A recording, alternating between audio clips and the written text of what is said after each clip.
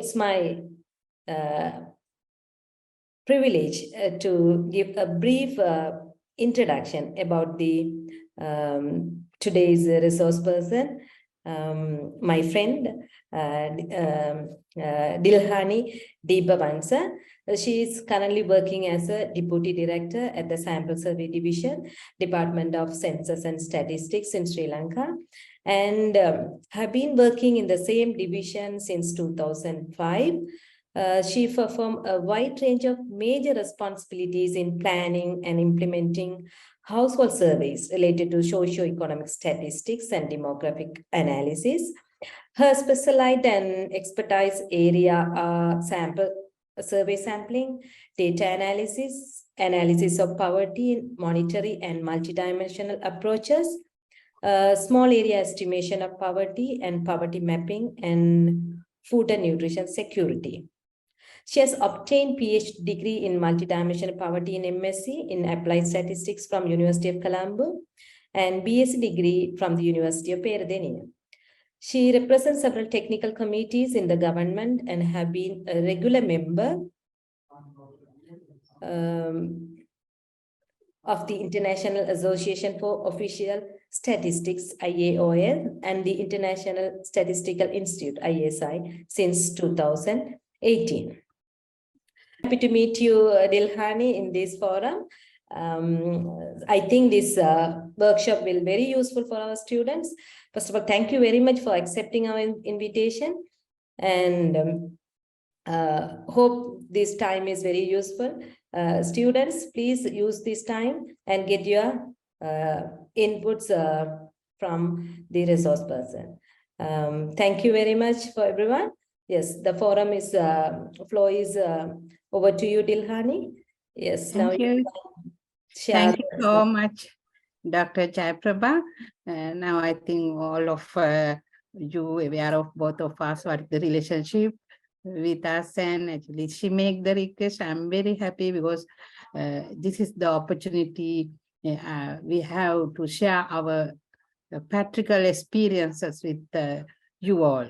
Because you are our future, you are the student, you are very close to coming to the working population in our country. So I'm very happy to share my experience with you all. Then thank you so much giving this opportunity, Dr. Jayaprabha. Then actually I have designed in this presentation, it's like a one-day workshop, but anyway, I try to brief everything in this time, this 2-3 hours. So without taking time, I would like to then join to our presentation, then we can discuss more. Then I hope after presentation, if you have any questions or some clarification to get you some information, then please write down or you put it to the chat box. Then we can discuss it after the presentation. Or anytime if you have any questions regarding your issues related to sampling or research activity, then you can contact me. I will give the contact end of my presentation. Okay, thank you. Then I would like to start the presentation. Without taking time, let me give me a few minutes to share the presentation. Let's look at the presentation. I'm going to talk about the sample survey designing with practical insight. Because I hope most of you now know the sampling techniques, but anyway, I would like to briefly explain to complete my presentation before we start the practical insights. Yeah, I have organized my presentation as I given here. First, I would like to give a brief introduction with the concept, definition, and some technical terms. And then we identify the survey objective, how we identify the survey objective, and identify the targeted audience or the population and the sample, and how we determine or how we calculate the sample size for a research, and how to create a survey instrument in order to achieve your survey objective or research objective. Then introduction, designing a survey. Actually, now we are mainly discuss to as a help to your research. Then when we do the research, we have to follow some steps. Right? Survey designing is one step of that procedure. Before do this, we have to have clear idea of the purpose of your study or the research. Right? Then we should have the idea how we do it, how we conduct that research. That is research methodology. That if you are going to collect raw data from the field, then you should have the how you select. You should know how you select the sample and what are the sampling techniques you are going to use and what are the analytical tools. That kind of things should be, you should clearly understand before designing a survey. That means what? You should develop a research proposal. Then here I have listed some main topics of the research proposal. It's a change is depend on your research topics. This might be some subtopics or some additional topics might be added. But here some outline I have given. You have a clear, as I said, clearly understand what is the purpose, the research problem. You should have a problem and research questions and the hypothesis. And then the step, now we are going to discuss the research design in experimental or non-experimental and the sampling method.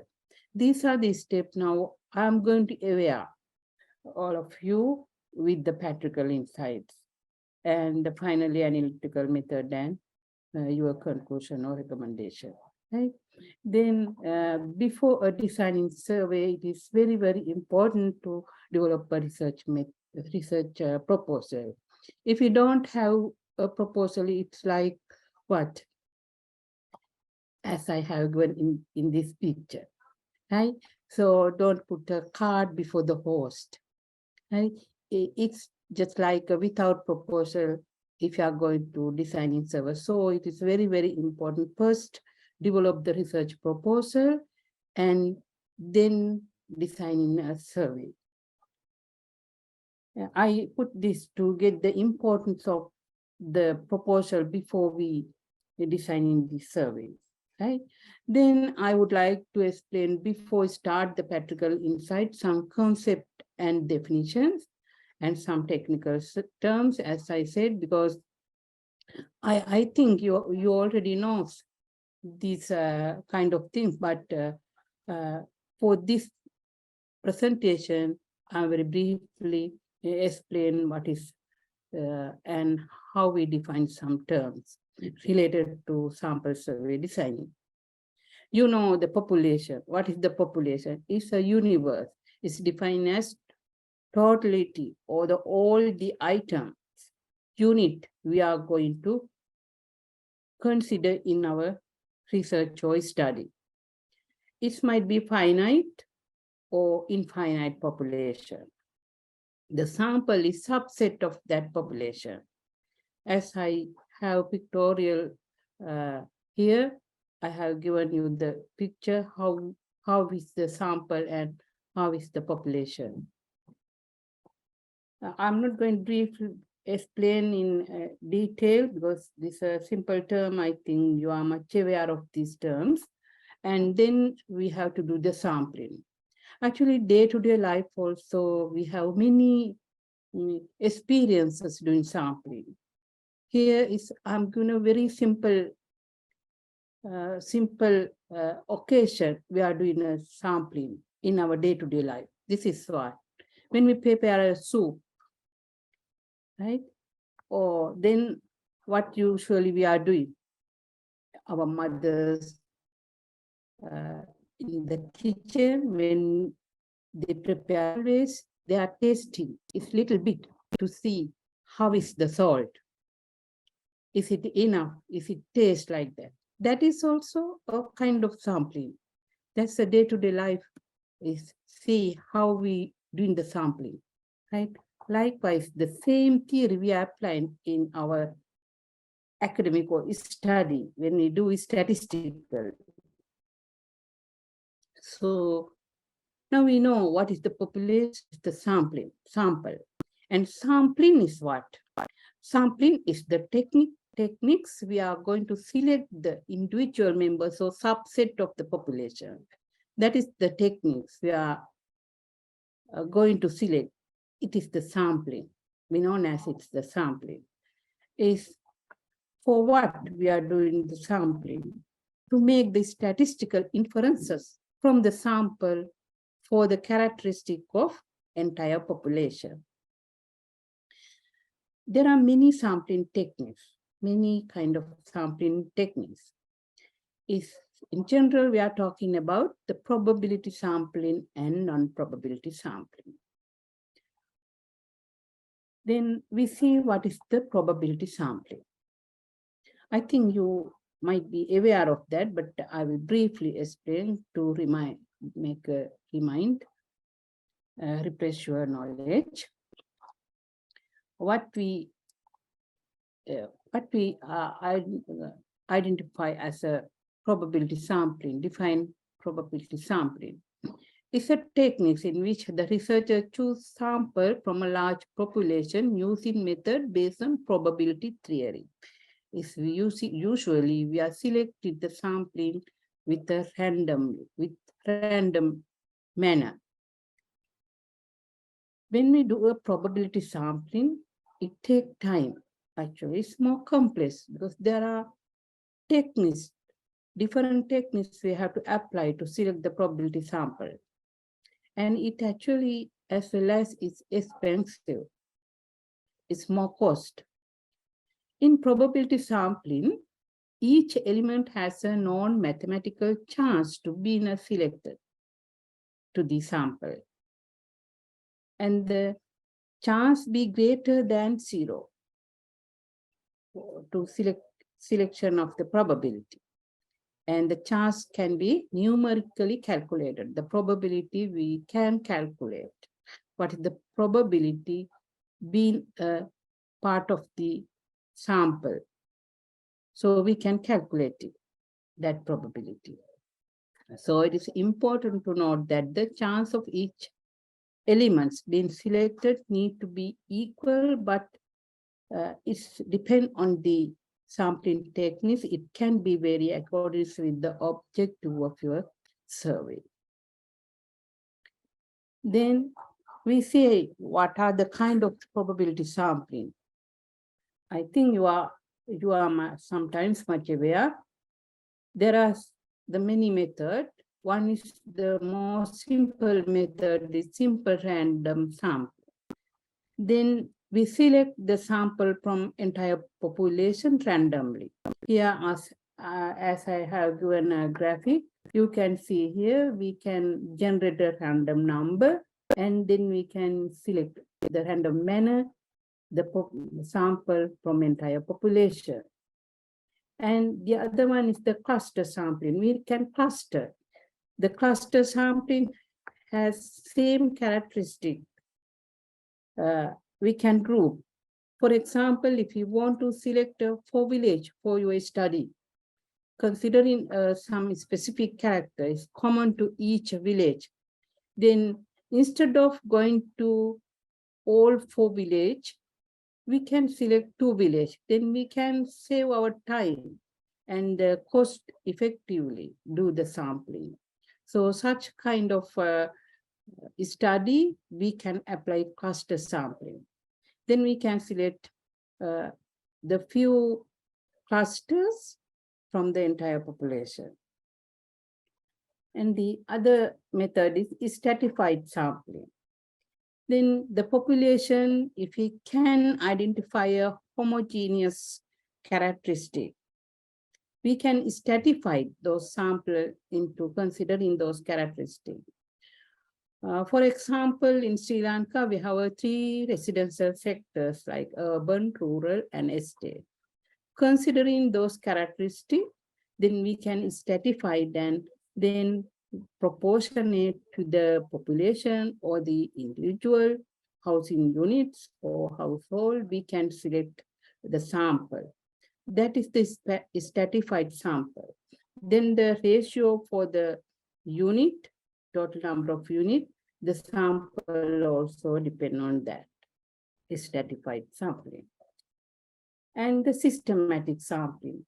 Then we can do the other kind of sampling, like if you want to select the example, if you want to select a person from a village with a characteristic you are going to consider in your research, if you have the list of the housing unit, you can select some numbers systematically. Then at the beginning, you can generate a random number, and then systematically, if given an equal space for the list, you can select. Here I have calculated I have third unit, and every 5 we are selecting the unit for the sample. Likewise, you can systematically select the sample from the population. Then the other method is multi-stage sampling. It's little bit complex. We can select the sample in more than one step. If you see a cluster sampling, like a sampling, then at the first stage, you can select the number of clusters at the first stage. And then the third step, you can select your sample going stratified sampling method or random sampling or whatever. It's depend on your research objectives. There are the most predominantly used sampling method in probability sampling.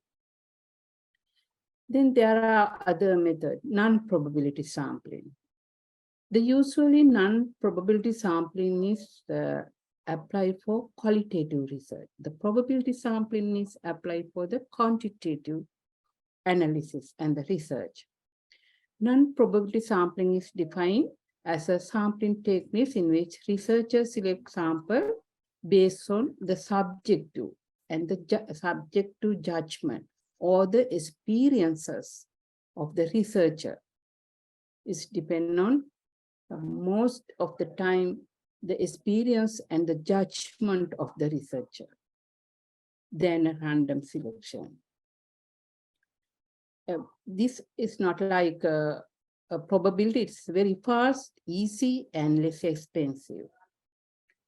But only we can use this kind of sampling method to do the qualitative research and not for the direct estimate for the population. The non-probability sampling is a sampling method in which not all members of the population have equal chance, like random sampling.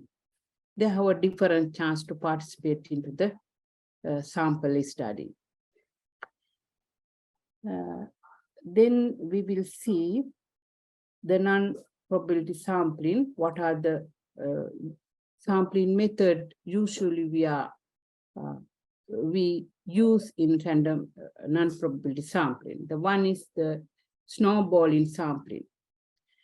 How we use this snowballing sampling? It's usually used for the cases it's not easily reached.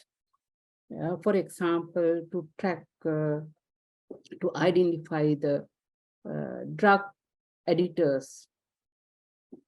Then, or like if we do a research like to get the information like street beggars, then it's very hard to know the sample or the population. Population we know that, but it is a little bit difficult to draw a sample with a statistical method. Then we use this kind of sampling method. Then we can identify 1 or 2% from the community. And then with the help of them, we can get the information known person from that person known person. If for example, if you get the example of drug addictors, when you talk about the person who known person, then with the help of him or her, we can identify the others. Likewise, as I graphically present here, we can take a sampling. It's called a snowballing sampling. And the other method is the convenience sampling. Then we have the population, right? Here, as I given here, we know the population, but with the convenience, with how we easily can identify the sample, the researcher select the sample. See here, very close person. It's very easily he's choosing the sample. Convenience to him is less expensive and easily get the sample. This is called convenience sampling. And the purposive sample. Purposive is purposely selected the sample.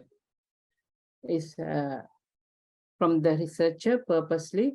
Here, you know, it's not the convenience, but if the researcher interest to select some person, non-person, or the person who he thinks he judge, those are the person need to be sample in the research, then he is going to select. This is the purposive sample. And the voluntary sample, some person in the population, they voluntary come into the sample. This is called voluntary sampling method. And the quota sample, sometimes do such kind of survey, then easily get the quota. This has this population has the same characteristic. Then we can take a part of that sample, part of the subset of the some person from the population as a quota, and then we can do our data collection and analysis. These are the non-probability sampling method we are predominantly used in the research. Then I would like to give the aware of you the census and the sample surveys. I think you already know these terms, but I will explain briefly what's a census and what's the sample survey, because we are collecting information using this both method. The census is what? When data is to be collected from each and every unit in the considered population, it's known as census. I think most of you are much aware of population of people, the housing population conducted by the Department of Census, Population and Housing Census. We are conducting that once in every 10 years. In that census, we are getting information, some sort of information from each and every person in the country. Then we not miss a person, we are trying to get the entire population in the country. Such kind of enumeration is called census. Usually the census is time consuming. It's very expensive because it's a very huge activity. It sometimes increase the respondent burden, because each and every person we have to get the information. It required more human resources because entire population should have to enumerate. But in a research, some kind of research, if we do a census, sometimes it's wasteful, because the same thing we can do drawing a sample. For example, if you want to do a research to calculate lifetime of the candle in a factory, if you do the census, what do you think? We have to burn each and every element, every candle produced by the factory in a 1 day, or what is the time we are considering is the 1 week, or like that. Then if you burn all the candle, what happened? Then factory lost all the unit they have produced. So no profit, it's a wasteful.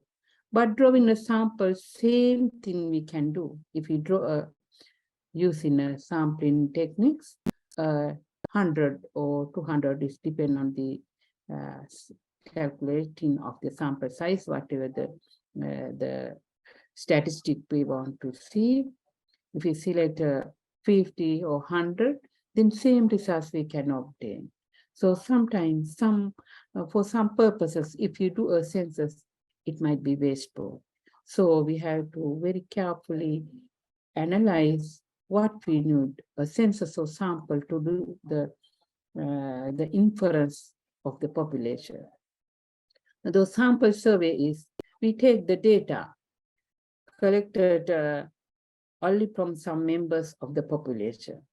It's a part of the population. We draw a sample and then we do the collection of information. That is called sample survey. Then we can investigate a specific population group and data collection by means of questionnaire or schedule in a sample survey. Then I will later explain what is the questionnaire and what is the schedule. Then we can select, collect the information, and only a sample investigated, and probability sampling is required to do such kind of survey. Then we see why sample survey. Now you have a general idea, because sometimes it's wasteful. But what is the main purpose of doing a sample survey? Using a sample survey from selecting the population, we can make the inference of the population, use population parameters using sample statistics. So we measure the sample using statistic in order to draw inference about the population and its parameter. That is the purpose we need to do a sample survey. Then why we do? Who is telling? Because we can't do anything, such kind of things without any theory. I think you all have heard about central limit theorem. So based on that, actually, we are doing a sample survey. Then see, you have some interest characteristic about the population.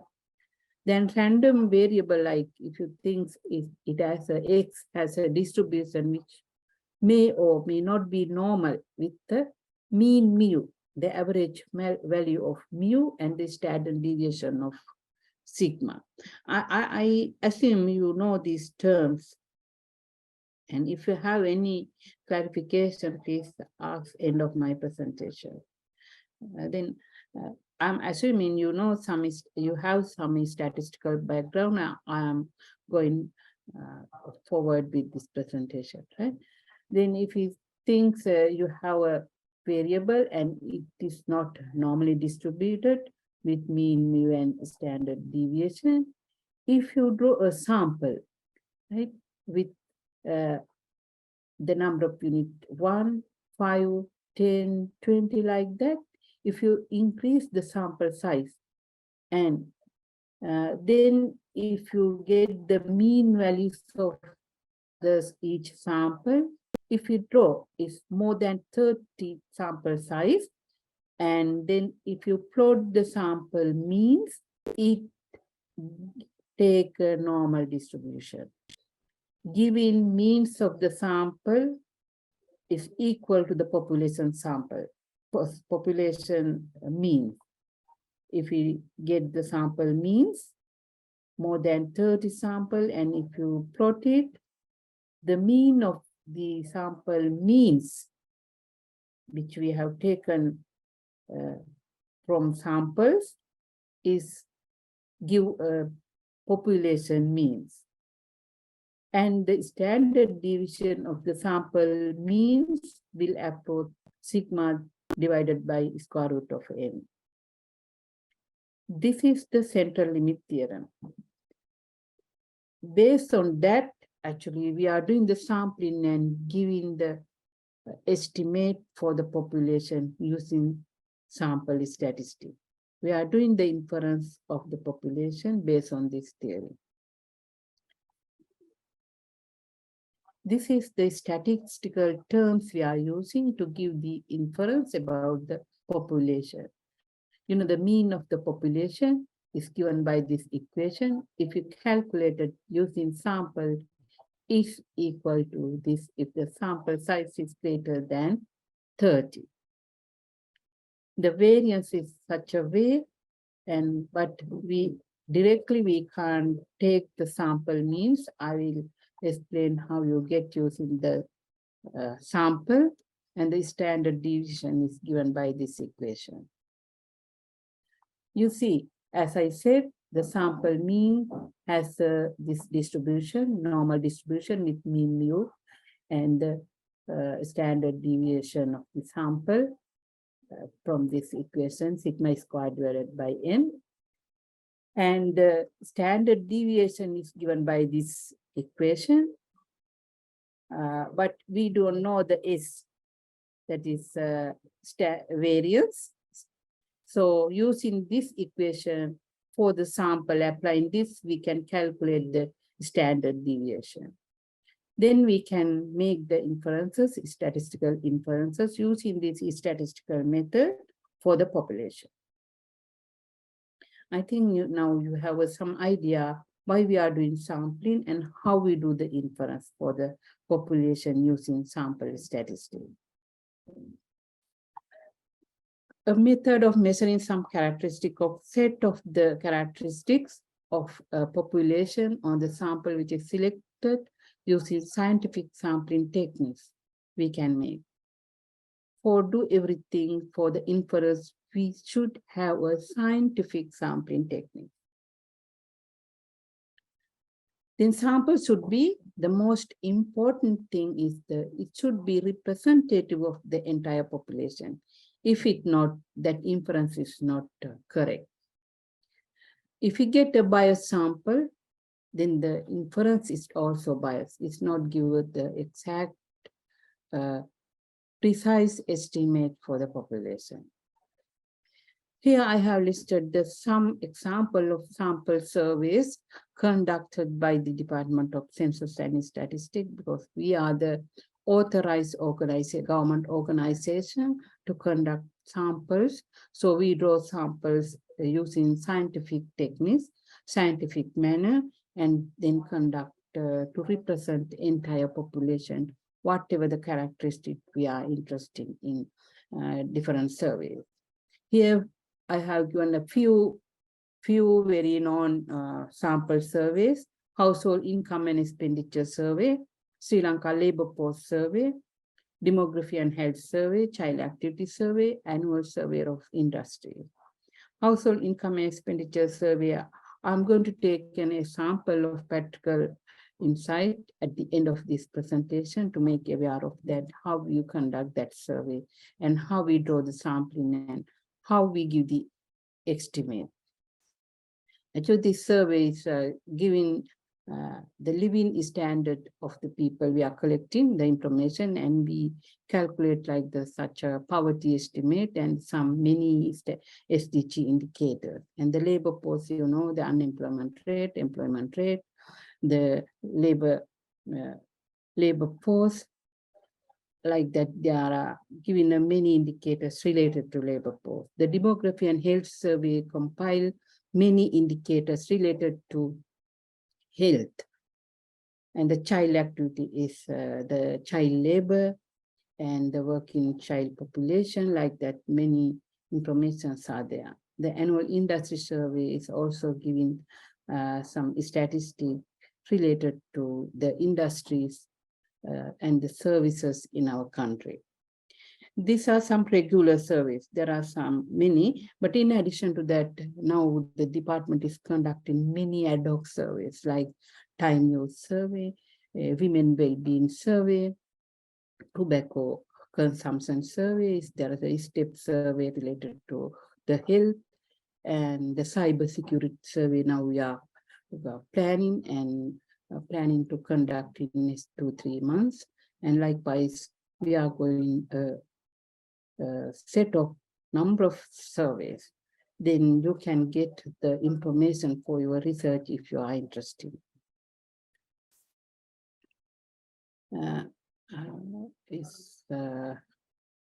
Then I would like to sample how we sample. Can you see the topic of the slide? Okay.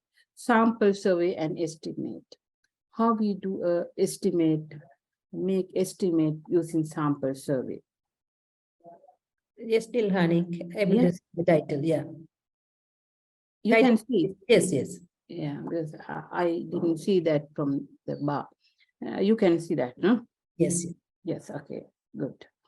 Then we see how we do the sample estimate using sample survey.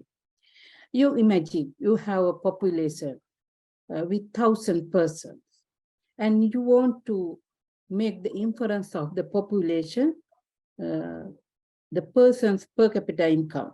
If you assume you want to know the per capita income, then your population consists of 1,000 persons. But the population has two homogeneous groups.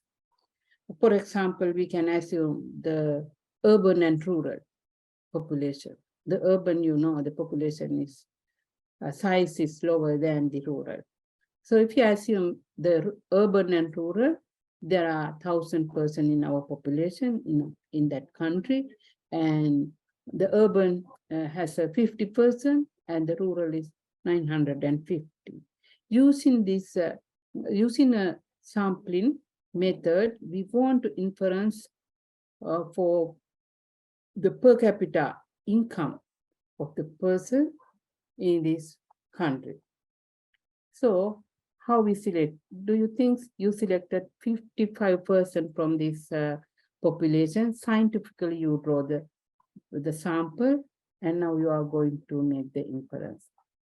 See, from as this is stratified, the more related to the population, we are drawing a sample. From A, we got to 55%. Then each person in the population is representing how many people?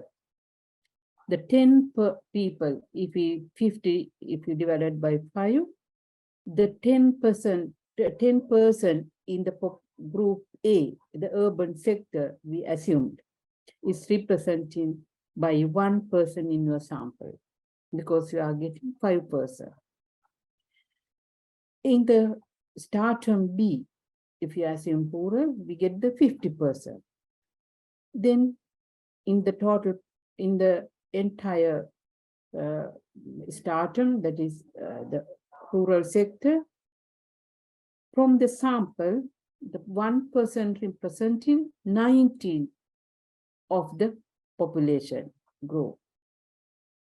So likewise, our 55% is representing in this way for the population. Then now we assume the average income. We want to get the average income. We think the average income per person in this group is 15,000. In this group, it's 4,000. Then how you make the inference for the population precisely? Then see, estimate population average income, right? Then in step 1, I'm doing using a step, it's getting 2 steps, right? The one way, not a step, it's the 2 ways, right? One way, how we going to get the average income? The 1 person, the per capita income is 15,000 for the group A, and we got the 5%, and we multiply by 5. And then for the sample, we got, because now we have the sample, not the population, we are going to to inference or the talk about the population using this sample.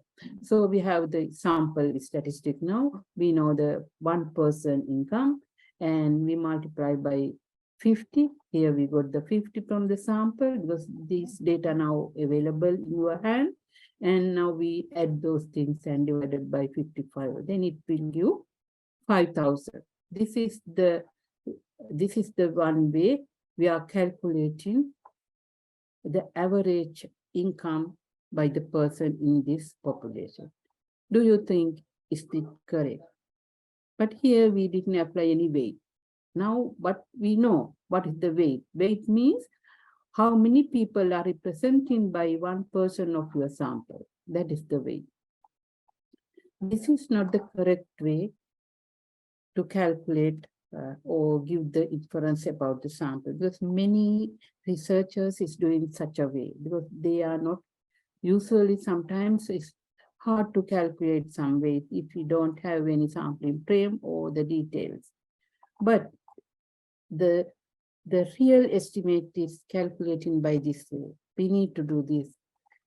We have to weight it with the weighted average. We have to multiply by each of these calculations by the weight, because these 5 is representing 1% is representing 10%. Here the 1% is representing 19. So we have to multiply by the weight. And then it's divided by total population, because we are applying the weight here. And we are going to make the inference of entire population, not the 55, but the 1,000. So this is the way we should calculate the average per capita income in the population. Then it becomes 4,550. I think you get an idea how we make the correct or more precise estimate or inference about the population using sample statistic in Patrick's. Okay, this is very, very important to use the weight. Then I would like to talk about the survey sampling process. This is the survey sampling process in general. First, we have to define the target population. Before that, I would like to ask from you again, my sound, is it getting slowly, or can you clearly hear my voice? Yes, it's going well. It's fine, no? Yeah. It's fine. Okay. Because sometimes while we are talking, it's getting slowly. That's why Yes. But smoothly going, no worries. Okay, good. Yeah. Then I would like to talk about the sample survey process, right? First, we have to define, or we have to get the population, define the target population. And then we have to determine the sampling frame. I will talk later what is the sampling frame, right? Then we have to determine the sampling techniques, how you draw a sample from the target population. As I explained earlier, we can use either probability or non-probability sample. It depends on your survey objectives. And then we have to determine the sample size. What is the sample size need to represent the entire population? So it is very important to get representative sample size. So for calculating, we should do it statistically. Otherwise, if we get an ad hoc sample, it's not representative. Then if we get the appropriate sample size to representative the population, then we can make estimate about the real estimate about the population. Then we should execute the sampling and we can do the estimate finally. This is the sample process. Then we see how we define the target population.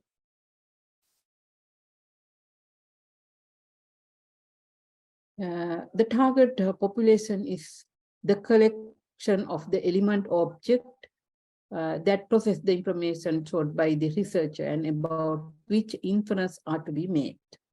What is the interest characteristic based on your research, and then we have to determine the target population. When we determine the target population, we should you should define the terms like element, sampling unit, and the extent and the time. We have to take into consider what's the element. It should be object about which or from which the information you are interested to collect. Who is the interviewed? Yes, it will be, for example, if you are going to make the inference about the labor force, we should get the adult 15 and older. For example, if you are interested to make some inference of household income or poverty or like expenditure, household expenditure, then the element is the individual in the population. The household characteristic, household income, then the element is household. Likewise, you have to determine the element of the population and the sampling unit. That is the household, as I said, a household, and the individuals or the that establishment unit or likewise. Then extent, that is the geographical boundaries you are going to do your survey. It's a city or country or province, district, village, likewise. Then we have to keep in mind what is the time you are going to do your survey. It's like from January to December, or 1 month period, or 1 week, like that. Because the statistic depend on the time you are going to consider. If you get a 1 month, then if you are going to, like as an example, if you're going to determine or make the inference about household income, if you get the sample from 1 month, then it is not capture the seasonal variation of the income pattern in the country. Likewise, then depending of your research, you have to determine the time for the survey. Then, yeah, again, there's a bar, I think. Okay, I'll put into it. Then when we consider a sample, the population, we have to take into consideration some important features of the population. Before we draw the sample, you have to carefully look at the population are composed of individual identifiable objects, like dwelling, that is the housing unit, or what is the individual identifiable object based on your research? Is the household or retail, so farms, like that. These objects have observable, measurable properties of interest. It also depends on your survey objectives. Data can be collected from sample of the population object, and the sample data may be used to compute estimate of the population characteristic. Those kind of things you have to take into consideration before you draw the sample from the population. Because otherwise, if it is not satisfied, then you face the difficulties how you make the inferences. So you have to think about these points before draw the sample from the population.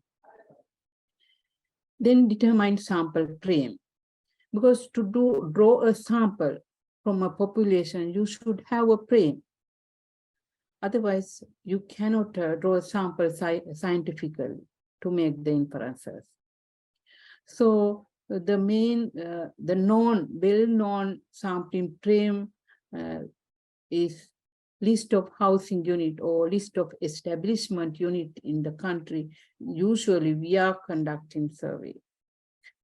The Department of Census and Statistics, we have a very strong, good sampling frames to draw the sample scientifically. It's the list of, because from the census, we are listing all the housing unit, all the buildings in the country. Then we have that kind of resources to draw the sample scientifically, because we are the organization giving real estimate for the country policy. So we have such kind of frames. But for the researchers, it's hard to access those kind of frames. So researchers is depend on the research. They should have to select a sampling frame. If you are going to do a research for a student in a university or a school, then you should have a list of individuals in that unit. For example, you can use registers, some administrative data, or the phone book or student union list. The university may list such kind of list you should have to manage to draw the sample scientifically. So to draw a scientific manner, the such kind of list you should have. That is those kind of list we call the sampling frame.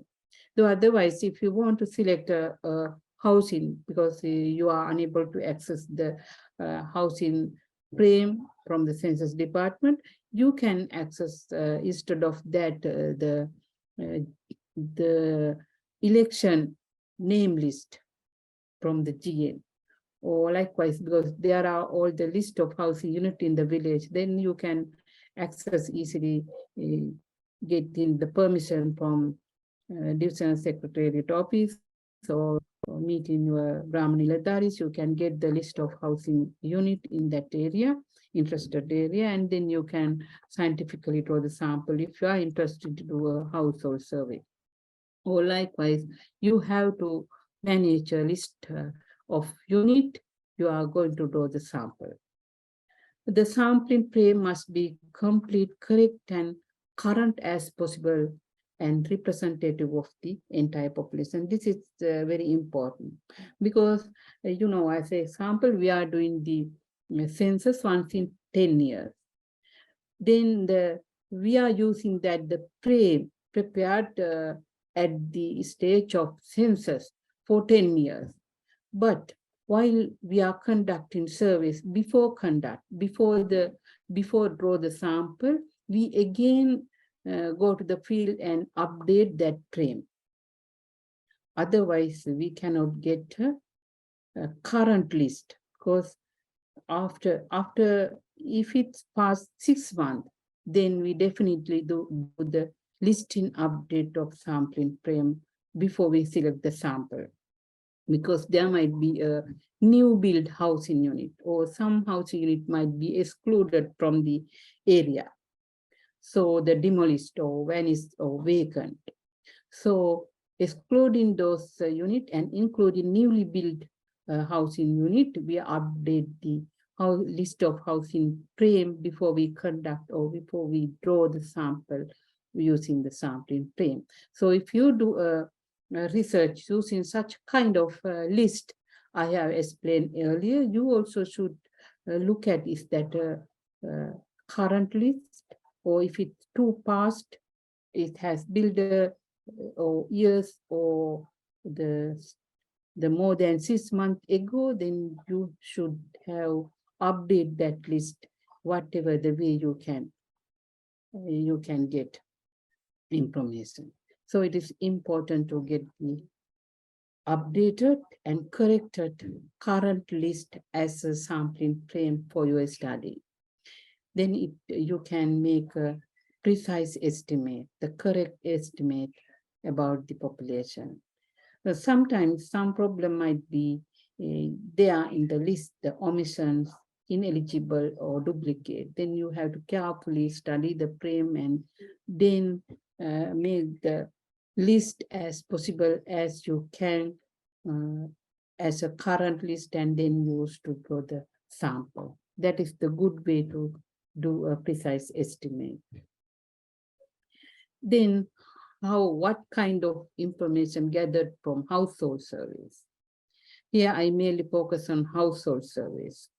Right? Then household surveys, usually we can collect information, demographic, health, employment, economic level of household. I'm not going to talk about each and every variable I have listed here. Once you get this slide, you can see what kind of information under each category we are going to collect, and food consumption and nutrition, education, housing condition. This kind of information we can collect from household survey. And for the information gathered from establishment survey, is number of employees, hours of work, and volume of products and so on, we can collect from establishment survey.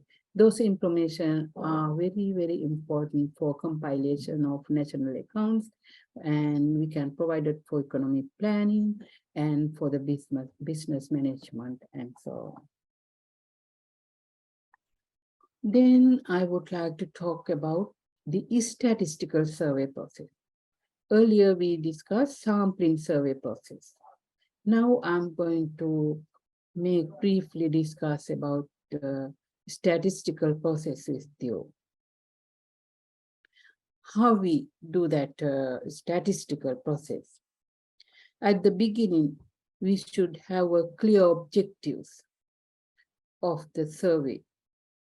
And then you should know what and how, what are the items, and how you are going to manage the time. What is the time you are decided to do such surveys to make statistical inferences, and to whom, survey unit, the sample size.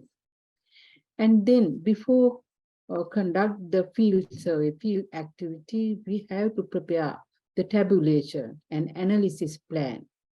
And we have to decide the survey methodology. And you should have an idea how you utilize this statistic. These kind of things you should take into consider before you conduct the survey. And it comes through the sample design and the selection of sampling method. All are related with this statistical survey process. And after we complete this process, then we should start the field work. While we are conducting, we can make the tabulation, and after we collect the information, and because we now already have the tabulation plan, then while we complete the field work, then you have to do the tabulation, and yes, disturbing one. Okay. Yes. And then finally, you can do the analysis, and you can disseminate, or you can utilize those results. This is, here I have given the entire life cycle of statistical survey. I have taken this one from the UN guide. There's a guideline book for us, and you also can access through the internet, UN guide book for sampling techniques for the household survey. I got this picture from that report. This is given by the entire life cycle of statistical survey, but it might be slightly changed. It depends on the specific study and the objective of the survey. But basically, for household surveys, in our organization, we are following all the steps to conduct the sample surveys. As I explained, the study, the organizational and operational structure. That is not related to your studies. If an organization is conducted, first we should have an idea the organization structures, because we have to utilize the human resources. But in such a case, you are going to do the research. You have to, if you want to do a conduct a survey, you have to think of the human resources, how many persons you want for the enumeration, the planning, and everything you have to take into consideration to do a successful survey. Then the blue box is not very much important for your cases, but if you do a national survey, we have to do a tender and the bids and the contracts to do some activities. And we should have a sample designing, as I explained, and the questionnaire designing. I will briefly explain later the questionnaire designing. And then adaptation of the sample instrument, that is the questionnaire. What's the tool we are going to collect the information, and we had to do some translation because like our country, there might be a multiple language using some areas. So we had to do the translation, like in our country, Sinhala, English, and Tamil.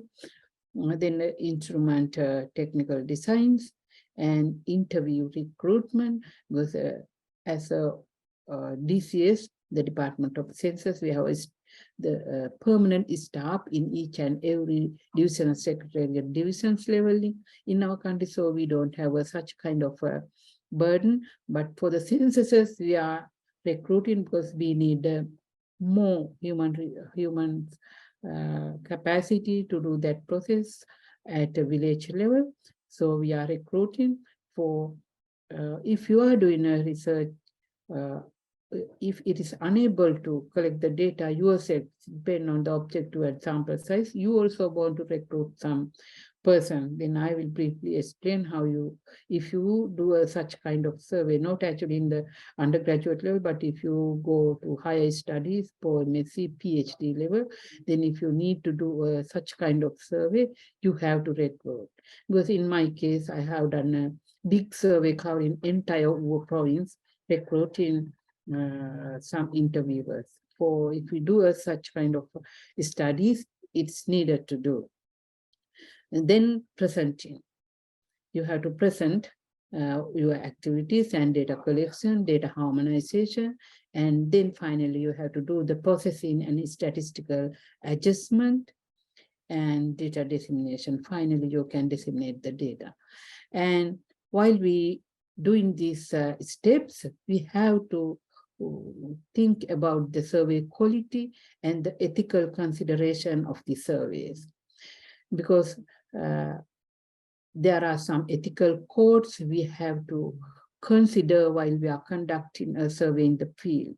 We should not make a much burden to the respondent. We have some ethics codes to consider. As a National Statistical Office, we don't worry about such kind of things because we are the authorized organization and we have an act.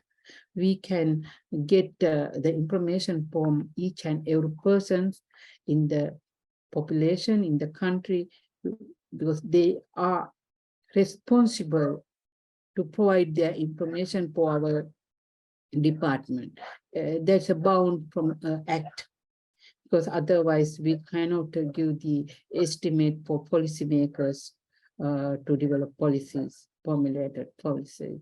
So, but if others do a survey, they need ethical clearance and they have to follow some ethical rules to conduct the survey. If you are doing a survey, then you have to do such kind of process. You have to get ethical clearance from a board, from your department to conduct the survey, and you have to follow some steps.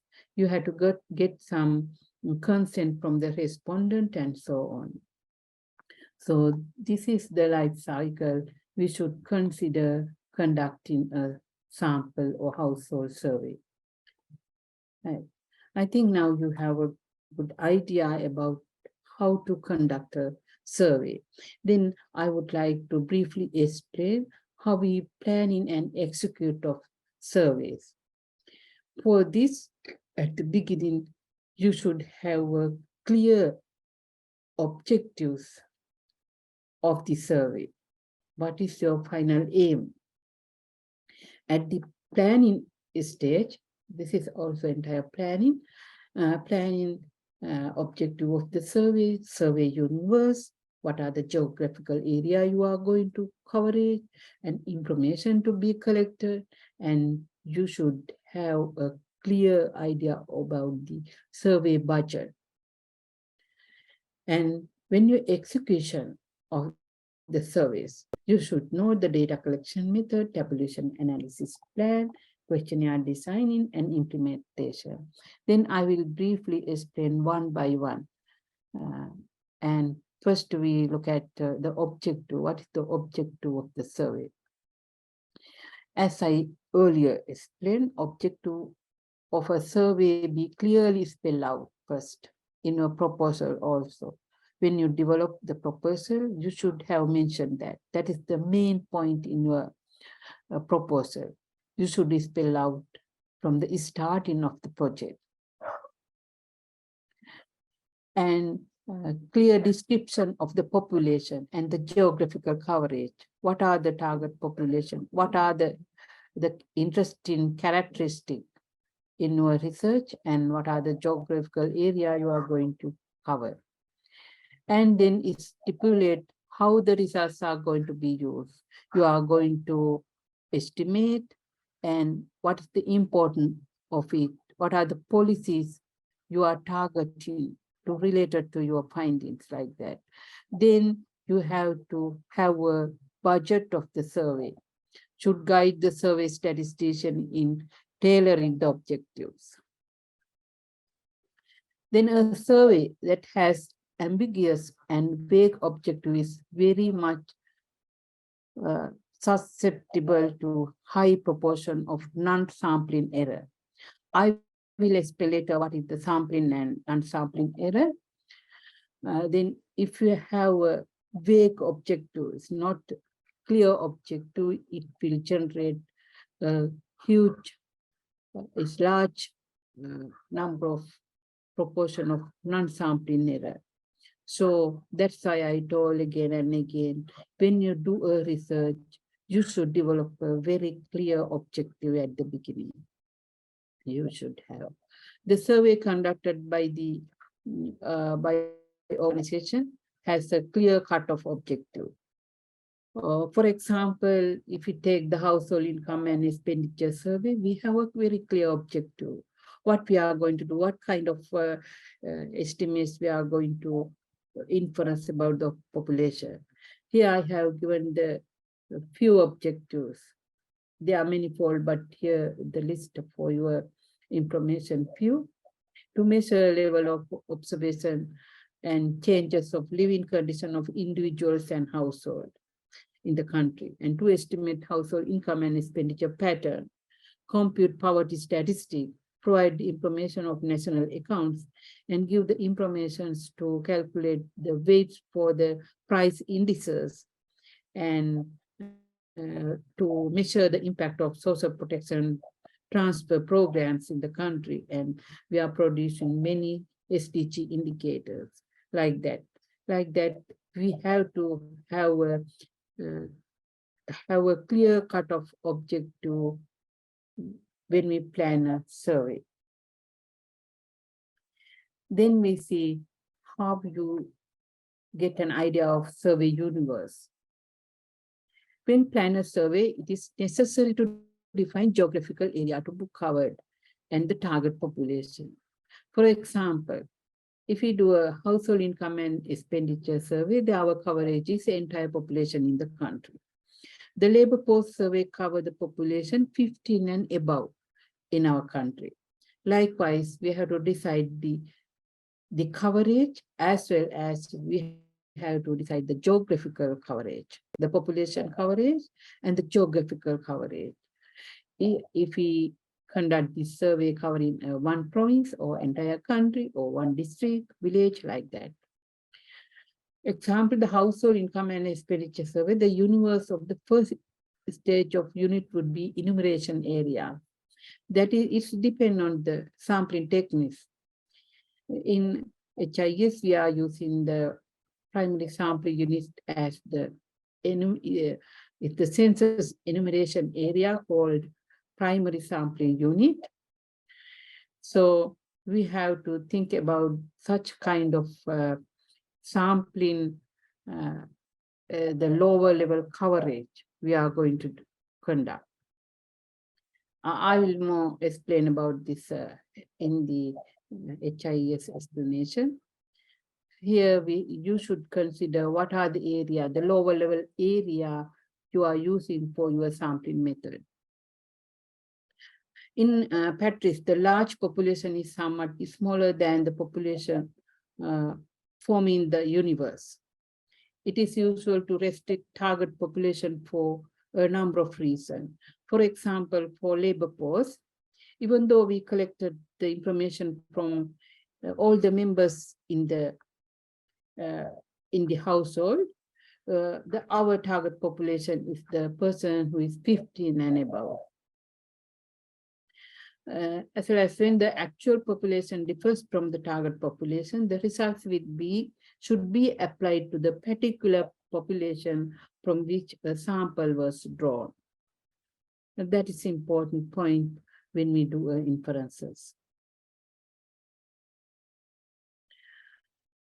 Then information to be collected. From the list of questions required statistical answers. It's important to bear in mind that some of the required data could be available from the existing source. When you are going to collect the information, should be provision made for inclusion of supplementary items that are correlated with the main item. For example, if you are going to collect the information to make the inferences of person's income or like labor force, not only the information related to that, but we have to collect some supplementary information such as demographic information, like age, sex, education level, like so on. Such information is needed to make insight to the related questions and would thus enrich the analysis. Then you can do some decomposition or sub-level estimate you can provide it. So not only the direct information, we should have to consider such kind of the other information related to your interesting characteristic for the research. A tabulation plan should be produced at the time of planning of the survey. It's also very much important because after conduct the survey, if you are thinking to generate tabulation, then sometimes you miss some information. Then you don't have a way to collect those things because you are already collected the information. So it is very, very important before conduct the survey, you should have a tabulation plan. Then there is no issue. You have all the information, you plan, then you can give the estimates accordingly. So it's a very important point when you execute a planner survey. Then the survey budget. Survey budget is mainly depend on your clear objectives. So the survey budget indicates financial requirement of the survey that is to be conducted. Then for your research also, if you plan in a small survey, then you have to think about that because you need some financial requirement. You have to get sometimes, if you cannot yourself collect the information, you have to recruit some person, you have to use some materials, files, and paper, pens, or some instrument. Likewise, then you have to think about the financial requirement. The support and guide the implementation of survey and the construction of the timetable for producing the survey results. Everything is depend on the survey budget. Like our organization, it's first we have to very carefully look at the requirement and we have to prepare the budget for such kind of big surveys. But even not even big, but small survey also we have to take into consideration. Then we have to have a cost estimate. It's a rough estimate before. It is necessary to understand all the detailed steps involved in the survey operation. Budget will depend largely on the survey design, the precision required, and geographical coverage. Here is we are giving actually as earlier graph picture here. This also I taken from the source of I have given in here is the United Nations report of sampling survey guidebook. This is the entire activities we have to take, we should take into consideration when we execute a survey to prepare the budget. But in our case, it's not all are important.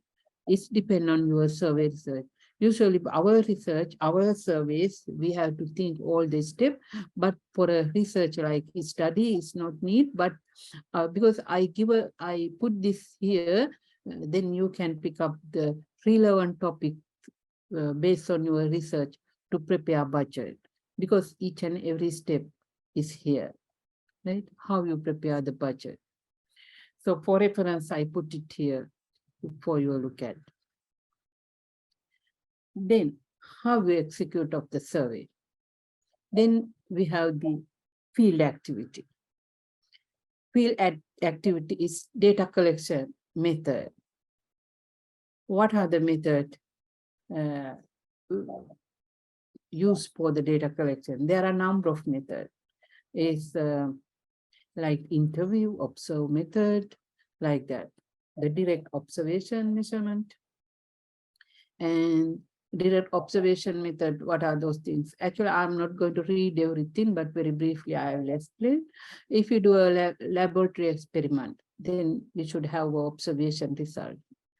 Like some aspects of food consumption surveys. And in addition, if you're going to do some price indices, if you are going to calculate price indices, then we have to collect some prices. You have to visit some marketplaces and you have to purchase some products, considering some standards. You have to keep some standards of some brand and some time, because if you're going to predict some prices like vegetable, we have to decide the time. You should not go to the market after 12 or after in the evening, but you have to visit at the morning. Likewise, it's depend on your objective. You should have some, you can use some observation to collect information. It's depend on your research. And there are other method, interview, mail questionnaire. You can mail some questionnaires to collect some information. Then there are some pros and cons, the advantage and disadvantage. The mail questionnaire is fairly cheap and rapid. And but the thing is, it's dependent on the respondent literate. There are some weaknesses I have listed here, and I'm not going to read each and everything because of the time. I will share this, then you can read those all the things. And the most commonly used method is personal interview. That is the most common method. Usually it's large scale surveys. We are using personal interviews. It has a high response rate because interview method, the interviewer should visit to the field. So it takes time. And the main advantage is interviewer can persuade respondent through motivation. He can give additional information to get the answers. They can motivate the respondent. That's the main advantage when we visit to the field and interview the respondent to collect the information. There are many kinds of personal interview that using structured interview, semi-structured interview, and unstructured interview and in-depth interview. We are getting the more detailed, in-depthly going interview, like if you want to such kind of, for example, if you want to get more information of drug additors, then we have to interview in-depthly to get the how he addicted, what kind of drugs that person is addicted, and how he or his access to those things. Likewise, then if you want to get likewise a very detailed information, you have to do an in-depth interview. Likewise, there are different kind of interview method. you can get easily those kind of information from books and reports. So so I think you have a structured and unstructured. I will explain later in the questionnaire what is the structured and unstructured. And that is the quantitative. So if you do a survey to collect quantitative information, the qualitative information also, there are some other method for data collection. I think I have not given it. So there are some focus group discussion and the case studies and participatory approach. There are many methods in qualitative research also to collect the information. But there are some limitations inherited using personal interview. Here I have listed some different interviewers may interrupt the question differently, thereby introducing bias. If the interviewer is not correctly get the point of the questionnaire or schedule, then they might have a chance to get incorrect information. So usually what we are doing, we prepare a survey manual, instruction manual, and it gives the interviewer to, if you have any doubt, then they can use it. Before each and every service, actually for our department, we do a very thorough training, how to interview person to get the correct information from the respondent.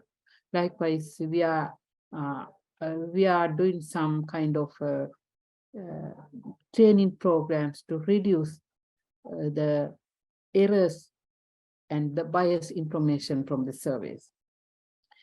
In the process of probing, some interviewers may suggest answers to respondent. That kind of should not be done when we do an interview, because if you ask a question with the answers, then usually the respondent is try to give those information like yes or no. We should not ask the question giving a chance to provide the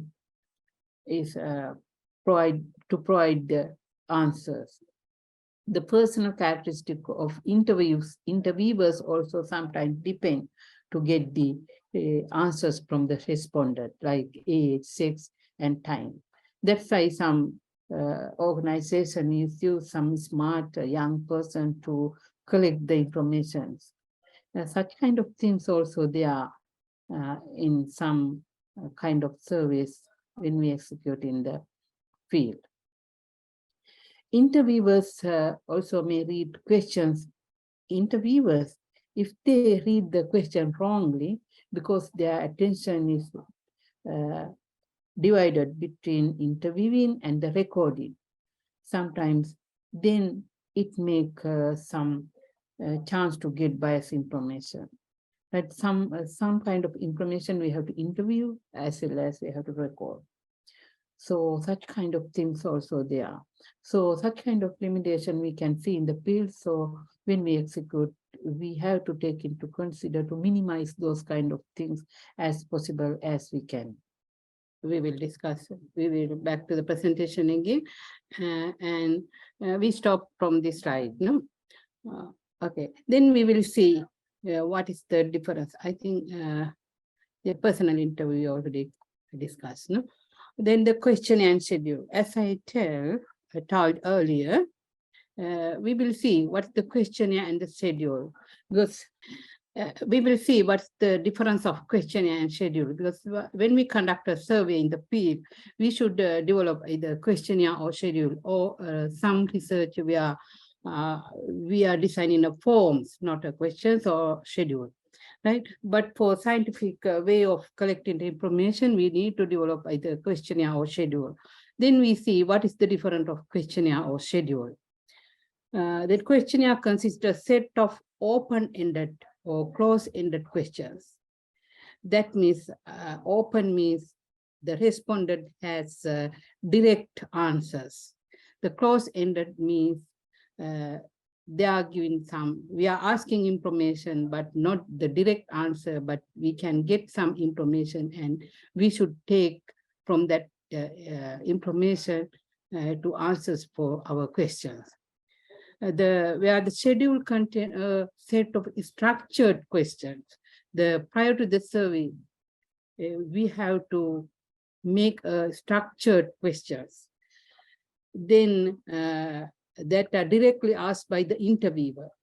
The questionnaire no need the interviewer. We can mail the questionnaire and we can get the answers because we are taking some direct answers like open question. But schedule, we have a structured set of questions and it need an interviewer to get the answers from a respondent. That is the main difference, questionnaire and the schedule. Right? The question may consist mostly the open-ended, like yes, no, or we are providing some categories, like for example, the level of education, we are giving a cage to tick, like if their education level no is schooling or 1 to 5 grade or 6 to 10, and GCSE A-level, O-level, A-level, and the graduate, postgraduate likewise, we are listing the categories. Then the respondent we can give the advice to click the or mark the relevant level of education like that. We are giving an open-ended and some structured question we can get directly by marking. But schedule we are structured and then we get the information and we marked it asking some questions from the respondent. Like we are not giving chance to mark to the respondent, but it marked by the enumerator or the interviewer. And from using questionnaire, we can cover a large number of respondents because we can send the questionnaire by mail or we can distribute and then we can collect the information. But schedule, we can't do like that because each and every enumerator should visit to the field and should collect the information. So the questionnaire is cost effective because we can distribute or either we can mail it. But schedule, the enumerator should visit that the hired and the travel expenses also should pay for them.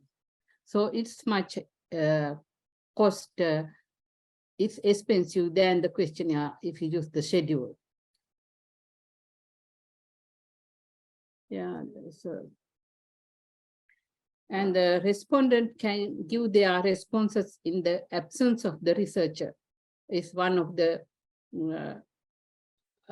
questionnaire is that's the facts for questions, and the schedule, the respondent should provide their answers in the presence of the interviewer.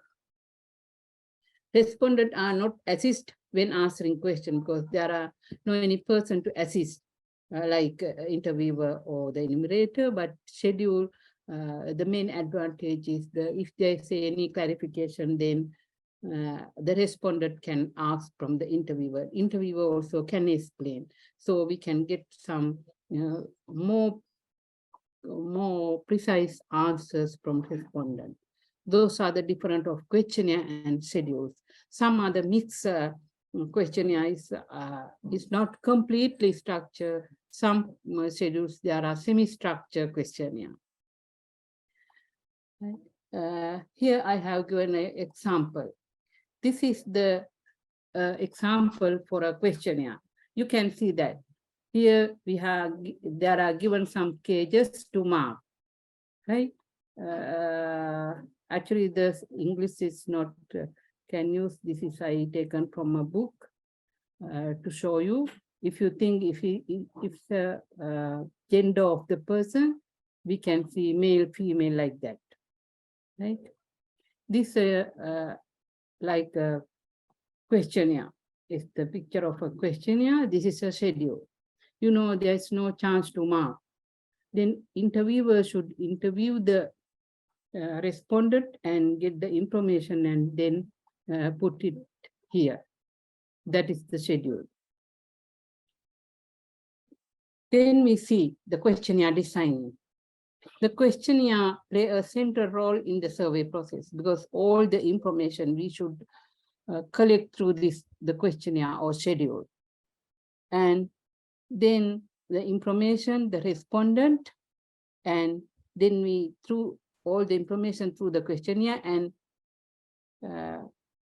then convert into information by the user. User is getting the information.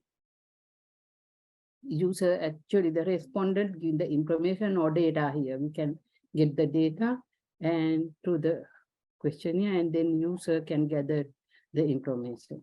The size of the format of the questionnaire need to very seriously consideration, because when we do a survey, if we can, it is not so good to take a long survey, because usually in our case, our department, we are preparing very big surveys, very complex one, because we have the power and we have some ticks and we have some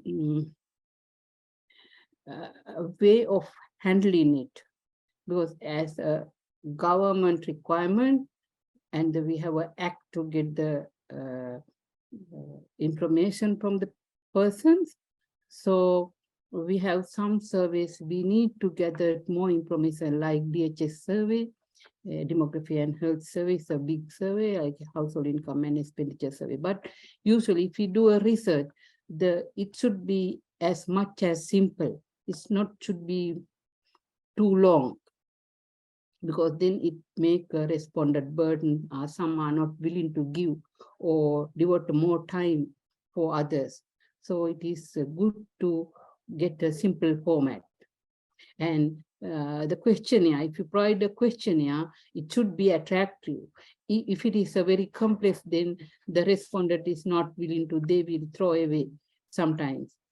So if it is very attractive, then sometimes they are very interesting to look at it and go through it and provide some information. So we have to take into consideration those kind of things when we decide the questionnaire and the schedule.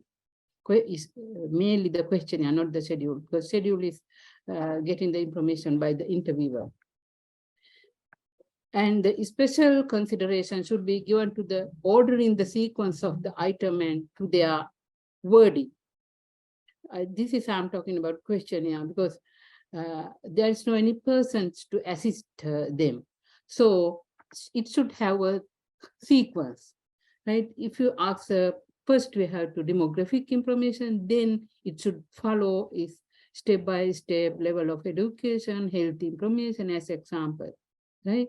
Then if we mix all the things in the demography, while we are asking the demography, if we get some health information and mix, then it gives us some complicity, it may complicity to the respondent. So sometimes when partially they will complete and stop the thing. So it should be have some consequence.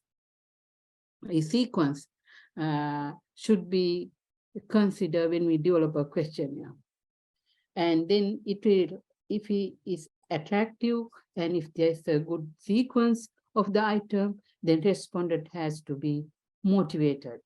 If we can print in some attractive way, then we can motivate the respondent to answer. Otherwise, we will have a higher number of non-response. And questions also, questionnaire should be as short as possible as you can do. And the questions also should be very simple, not a long. It should be easily understand and have a very direct answers as we can as possible, because otherwise if the respondent have to think and calculate, it's very complex, then they are not willing. So we should not keep the questions to do the calculation and get the answers. So as much as simple, we have to short the questions and simple format we have to keep. The questionnaire has to be well spread out to facilitate easy reading of questions, either by respondent or by the interviewer. If we print in English, we have to use the very simple English, not a very technical wording. We have to minimize the general, because it's very as a very simple language, easily understand, we have to use for the questionnaire. And then we see, oh, how is the good questionnaire and what are the factors should be there in a very good questionnaire. Is able to collect the accurate information to meet the need of the potential data users in timely manner, right? That's why I said that the questionnaire should be simple and very short. It's not long questions. And every question should be targeted to the information we need. And unnecessary information not need to collect through the questionnaire, because then it wastes the time. So we have to think, that's why we are doing a tabulation prior to the conduct the field work. Then we have an idea what are the information we need. Unnecessary information we should not include, or we should not collect to the questionnaire. We can minimize if we have a proper tabulation plan before that. So facilitate the work of the data collection, data processing, and tabulation. The data we are collecting should have a format we can easily convert into the format for data processing, and ensure economy in data collection. That is to say, avoid the collection of non-essential information, as I said earlier. The permit comprehensive and meaningful analysis and powerful utilization of data collected. Then we see the tabulation and analysis plan. The objective of the survey entail of the production tabulation plan and dummy table. Before, as I mentioned earlier, before the survey, we have to have a tabulation plan and the dummy table. Then it is easy for us to get the actual tabulation using the data we can compile. The dummy table are draft tabulation that include everything expected the actual data. And everything is depend on your aims and the purpose of the study. So considering all the possible information, required information, you should have to have a dummy tables. Tabulation outline should specify the table title and the column and the rows, what kind of information should come into the column wise and the row wise, like that. And the importance of the tabulation plan can be viewed from a number of perspectives. Example, dummy table produced will indicate if the data to be collected will yield usable tabulation. The importance of the tabulation plan can be viewed from number of, yes, I'm very sorry, I'm repeating the same things in the slide. Right. And the close relationship to be considered between tabulation plan and the sampling design. When we design the sample, we have to keep in mind the tabulation plan, what are the information need from this survey. So everything is linked, the tabulation plan, sampling design, and questionnaire design. So everything should be taken into consideration for the survey. And then we have to develop the tabulation plan. The geographical breakdown, if we need to do the calculation for subnational levels or some subgroups, because some economic levels, so if you need to decompose some information by some levels, then we should have to consider, and we have to develop the tabulation plan accordingly, like a geographical breakdown. If we want to give some estimate, some residential sector level like urban rural estate, we have to have a tabulation dummy plan on it, and then accordingly to fill the table, we should have to develop the questionnaire or the schedule. The sample size may make it necessary to limit the number of cells in the cross tabulation, because if you decide the sample size representing up to give the reliable estimate to the district, if you have a plan for subnational level down to district level, like division secretariat level or GN level, then it is unnecessary, because you cannot give the estimate down to such level, because your sampling design is good enough to provide the information precisely at district level. So such kind of things, the sample size and the sample designing, you should have to consider when you are planning the tabulation, when you develop the proxy tabulation. And then you can very easily fill those information for the tables. I think you have some idea why we need tabulation and how we plan this tabulation with the other information, with the sampling designs and the techniques and the questionnaire. And we'll see how we implement the fieldwork.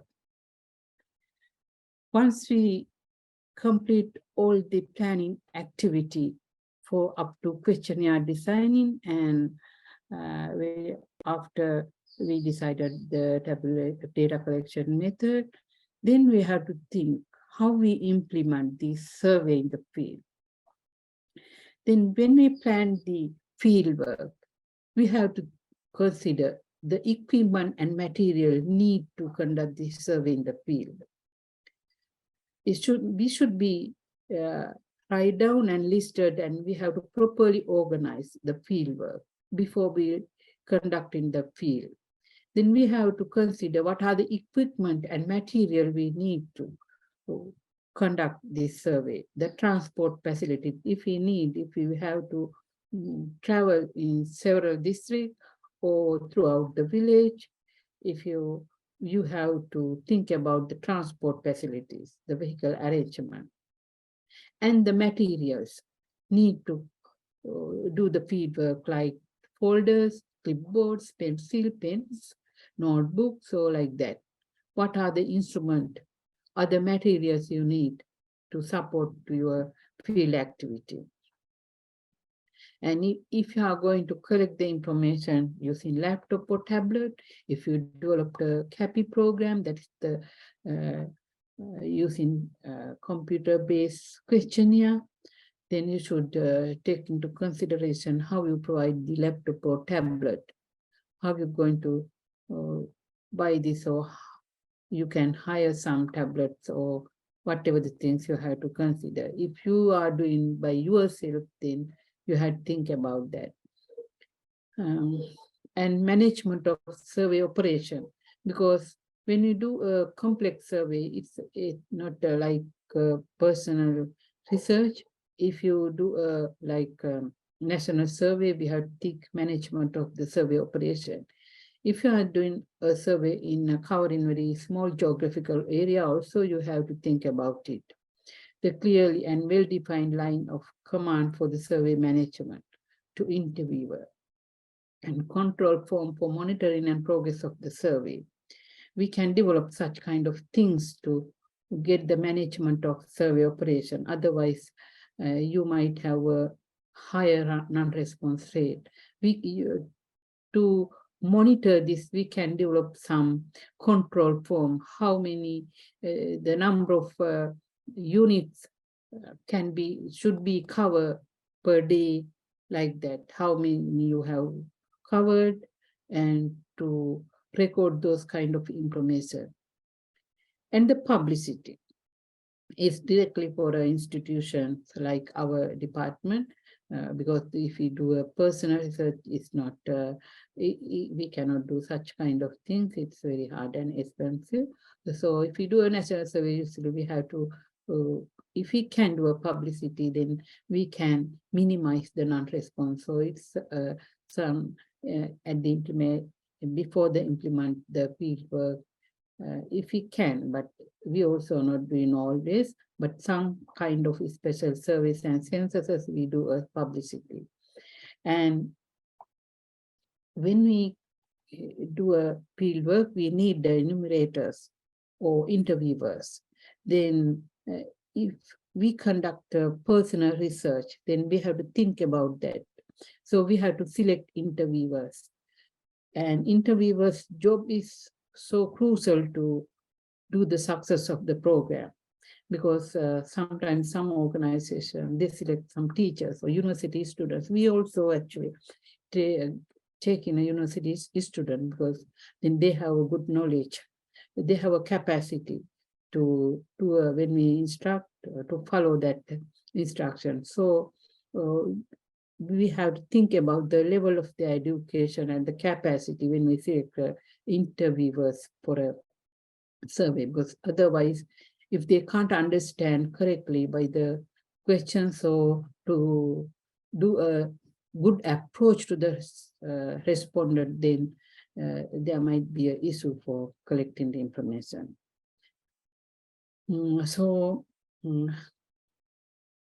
The interviewer should have qualities needed to elicit all information with accuracy with the reasonable time. Because some person, if they are unable to manage the time, if they don't have a capabilities to do such kind of things, then the survey collection might be failed. So those kind of things also should be taken into consideration when we select interviewers. The education level also we have to think is depend on the survey objectives, what kind of things we have to consider when we select in interviewers. That's a basis. And to do a good survey, successful survey, we have to do a field supervision.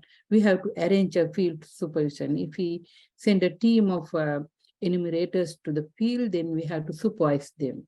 Then it's very good if you have a one supervisor. It's recommended if you have a 5 to 6 interviewers, have one supervisor, field supervisor, to get some advice. The supervisor should have more understanding about the survey than the interviewers. Then they can manage good field work. Then one of the main responsibility of the supervisor is follow up the non-respondents, because the interviewers, sometimes they might be miss some household or the survey unit. Then with the control sheet, the supervisor can identify what are the units they have not covered. And then they can, he or she can advise to follow up the non-respond. Actually, if there's a non-respond, we can follow 1 or 2 times. If we do a household survey, the household has temporarily closed, then we have to visit 1 or 2 times. Or then we can get some information from the neighbors, what are the good time to meet some person in these houses, and likewise we can get more additional information, and we can reach taking a good time to get the information. Likewise, we have to follow up some follow-up things should be considered to minimize the non-response. That is one of the responsible of the field supervisor. And then we can arrange some activities reducing non-response. Here I have given some ways to we can do to reduce non-response. We can give a call from taking numbers, likewise we can reduce some non-response from the service. Then we will see the data processing. Once we complete the field activity, we have to do the data processing.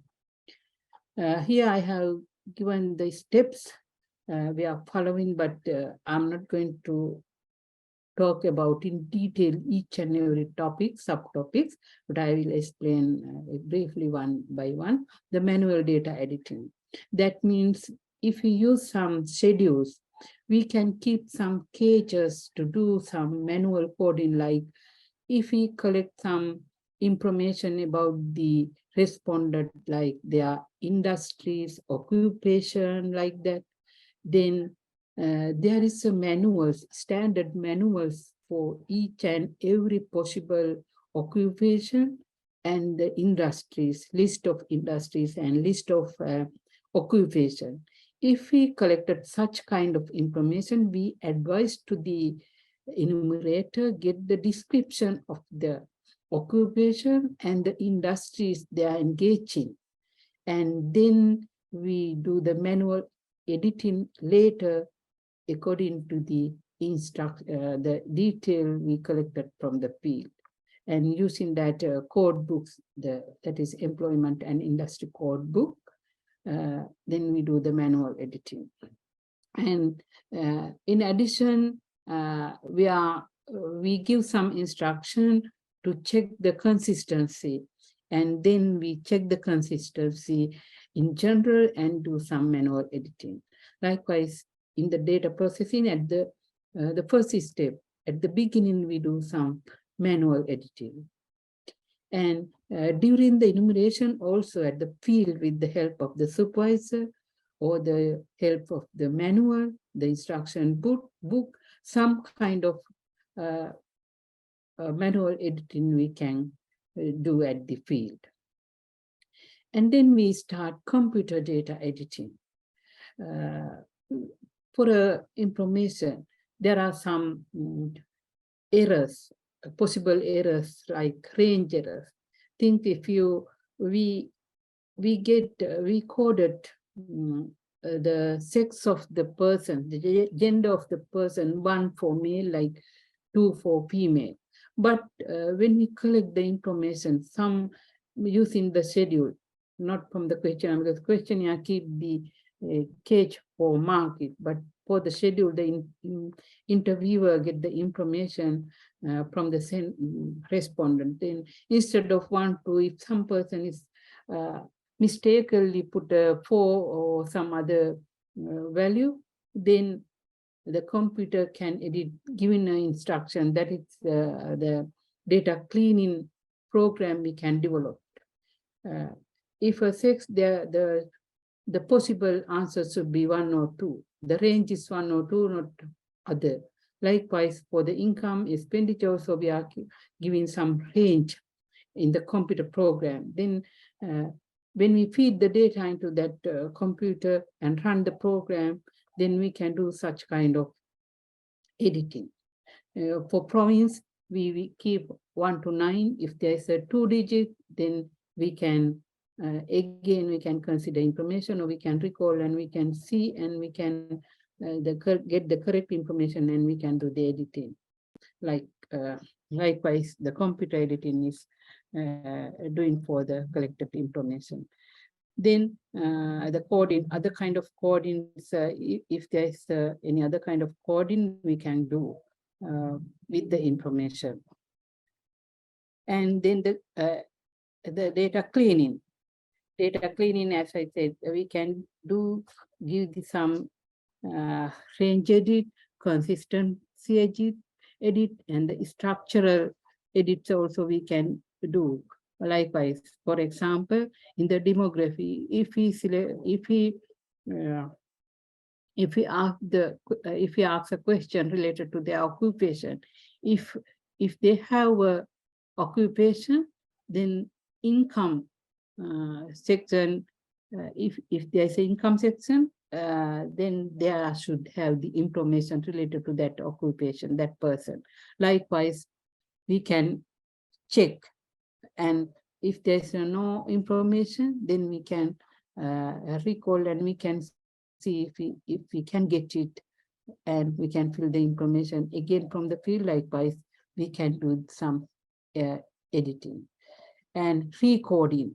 Sometimes we record some information. From the field, we get some coding and we record some, for example, we get some information if we get the source of drinking water, like if we get from source of drinking water from protected well, unprotected well, tube, and streams, rivers, and the RO filter water. Likewise, we can give a list in the when we enumerate in a schedule. But later we can record it, like grouping this information, safe drinking water and not safe drinking water. Then we can record it. Likewise, we can do the recording and data verification. Verification also we can do is again after cleaning of the data, again for a at supervisory level, we can do verification. Again, is that the information is correct or not. And finally, we can do the data management and we can prepare the data set for analysis. There's a bar. Okay, then total quality of the survey is dependent on all the method what we have, I have discussed, like the sampling, data collection tool like questionnaire and schedule or any other method. Because the recording also, there are any other method, not only the questionnaire and the schedule, but the recording also we can get as information, some other reference for materials as a secondary data we can consider. So all the things should be in a proper way to get the quality of survey and the field work and the data management. Then we can have an end product and we can prepare the data set for analytical, for use for the analysis. This is the way we should follow all the things to get the total quality of the survey.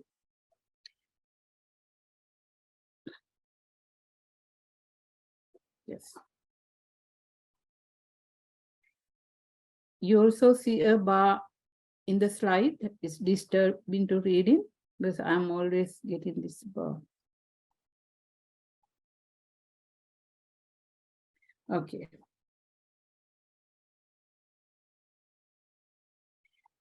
Then I would like to discuss with you because now you are aware how we do a survey to get a precise estimate. What are the steps we have to follow? Then I would like to explain how you decide what is the factors you have to determine when you are calculating a sample size for a survey or household survey or the one of the survey you are interested in.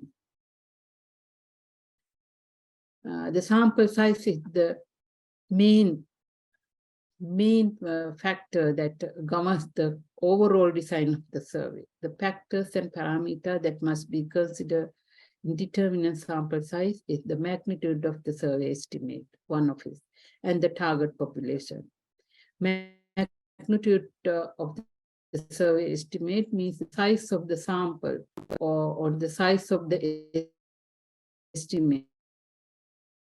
That is, say, the expected portion of the population.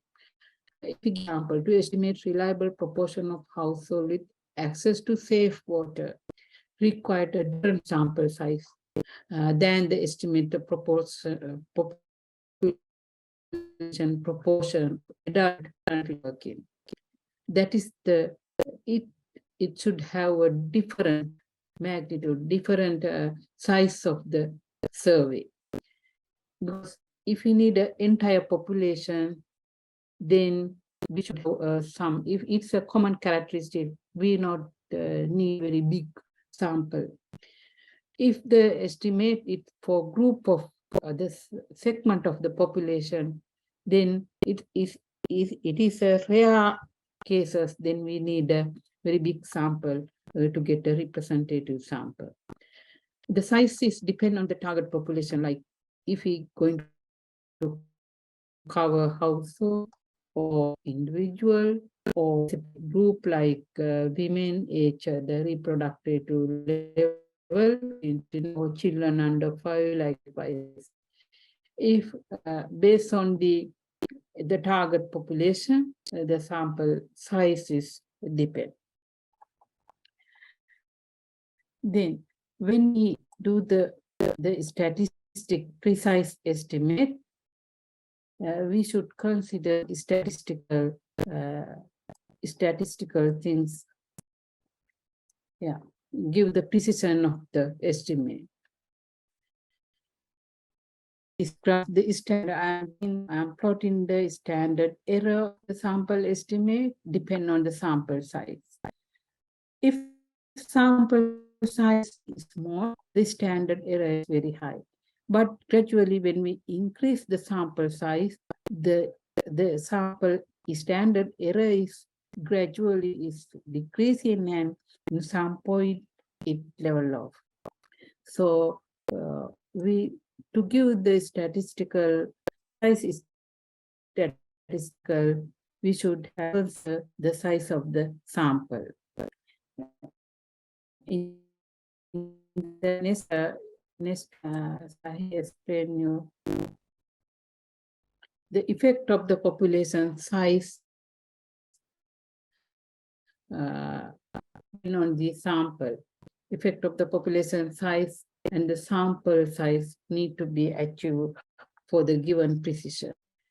See here, this is the sample size need to achieve a given precision. This is the size of the in practice, the size of the population has very little influence of the sample size to achieve small. If it's the size, then what happened? The precision is increased, the precision sample size to given for the precision is increased, and in some level it's level off. Then what it says, if we increase the sample in such level, it become level off. So unnecessarily not need to increase the sample size. If we increase the sample size, what happened? Because the sample estimate not only depend on the sample error, but also there are non-sampling errors. Not the precision of the estimate only depend on the statistical method we are applying for sample selection.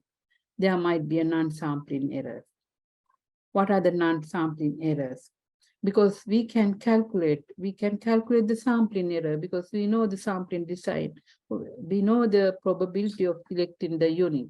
So, and the estimate and the geographical or subnational level coverage, then we can calculate the estimate and the sampling error. But we cannot numerically observe the non-sampling error. Non-sampling error cannot be quantified,